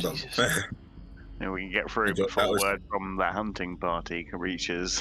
Yeah, because I dug out the carousing rules in this, because I thought, oh, you'll get back in time and you'll do the carousing maybe. I'll keep that for next time. You might We just spent 2 hours just deciding what to do with loot. Yeah. We don't have space. We need space. How do we get space? We do this. I was like pulling my hair out, and I was like, we can just leave it and come back for it later. Jesus. Yeah, but That's part of the argument. everything you travel though, you're taking more damage and shit, man. The chance of getting anything else back is the problem. Some of the carousing outcomes look hilarious. Oh yeah, the only one you didn't do for XP, which you might have had the chance to, is if you do like a roleplay conversation with another character when you're like bedding down for the night, is another way to get an XP each as well. But yeah, don't tell us the tricks to get more XP. We'll be sitting here role-playing for 5 hours while we're trying to get loot. I love that though. That's one of my favourite parts of my other fantasy campaign, was just when they went off on a tangent and just RP'd with each other for like 30-40 minutes. Well, we could have done something like this well at one point. Well, maybe I mean, that goal is just doing it like each time or something again. Every time you bed down, you'll get a chance to do that anyway. I mean, naturally it peters out because you kind of run out of things to come up with from your character's background. So it's this kind of natural fade to it anyway, but it's good early on. Like I said, we never did a session 0 or anything, so you get literally like pad out, flesh out your character and your relationships as it goes on as well. Yeah, I'm glad that was fun. Incentive as well helped as well, like in it was Attack of the Elements one and stuff like that, because obviously it helped build your traits and stuff like that, so that sort of helped build things as well. Yeah, it helps with the dynamic. But hey, your health is looking a lot better than the end of the last session. God, yeah. And that was 3 combats as well. Mm. One of which we were able to roar our way out of. It's very swingy, like I said. It's either going to be a breeze or you're going to get fucking hammered. There's no in between. That roar was such a gamble that, oh, do it, let's do it, let's fight roar. Well, that's the thing, because if you roar and it doesn't work, you've just made yourself known to everything within a large radius. Dicking the fuck out, yeah. Oh, I really like that session. I've still got these 3 herbal curatives as well now. I've actually picked up more of them. Yeah, but you're going to need them, right? Oh yeah, definitely. We need them at some point. I'm definitely going to dump spare weapons. There's no need for me to carry as many weapons, or at least get something a bit more versatile maybe, if I'm going to carry an extra weapon. Let's see if I can pick up some javelins or a good spear that I can retrieve just for a ranged I never want option. to do this carousing thing. I'm like, that's a huge gamble where I lose a bunch of wealth apparently. And I'm not part of this. You just looked at it as well, yeah. Yeah, I'm looking at it right now. Like, why would I ever do this? Entirely optional. And obviously, it's built in because in the base game you get a lot of gold in it. It's just something to spend on to try and get more XP. I mean, this way is just gain 5 XP and luck token. There's nothing wrong with that. The only one I want is I roll a 1. So like, that's it. There's 2 XP. That's it. No negatives there. Nice, tidy, free XP. No fuss, no risk. It's entirely optional. Do not need to partake in that at all. And they, I put it per head, so if you don't want to and the others do it, you don't have to, take part in that. You might just need to twiddle your thumbs for a week while they go in a bender. Oh yeah, you gotta do carousing. You survived a blindfolded knife throwing demonstration. Like, what? If you're rolling 1d8, you need the bonuses from it being an event, I take it, to get some of those The higher ones. yeah. Yeah. And they are expensive though. But how does that first table work? The event, is that an event the players throw, or is that the cost of an event the city is throwing? Or No, you're paying the coin. You're putting on the event. wow, 600 gold pieces for a +3, and it's a 3-day voyage, and 600. No, it's just 6 gold pieces. it's 600 GB. And I'm looking at the PDF. No, you look at the one I wrote because obviously my prices and money are different, so it's been adjusted. So it starts off at 3 silver a head, and the most expensive one is 18 gold a head. Carousing there. Oh, nice. Yeah. The PDF I was looking at, and it was like it's like 30, 100, 600. Yeah, because roughly everything is like a tenth of the cost. Yeah, it makes more Or sense. how much you earn. Proportionally, it's the same, but yeah, it's down to like being more useful to what you'd expect. Right, I'll catch you all next week. See ya. Meet you. Have a good week, everyone. Speak soon. Cheers. Decent. Bye, Zach.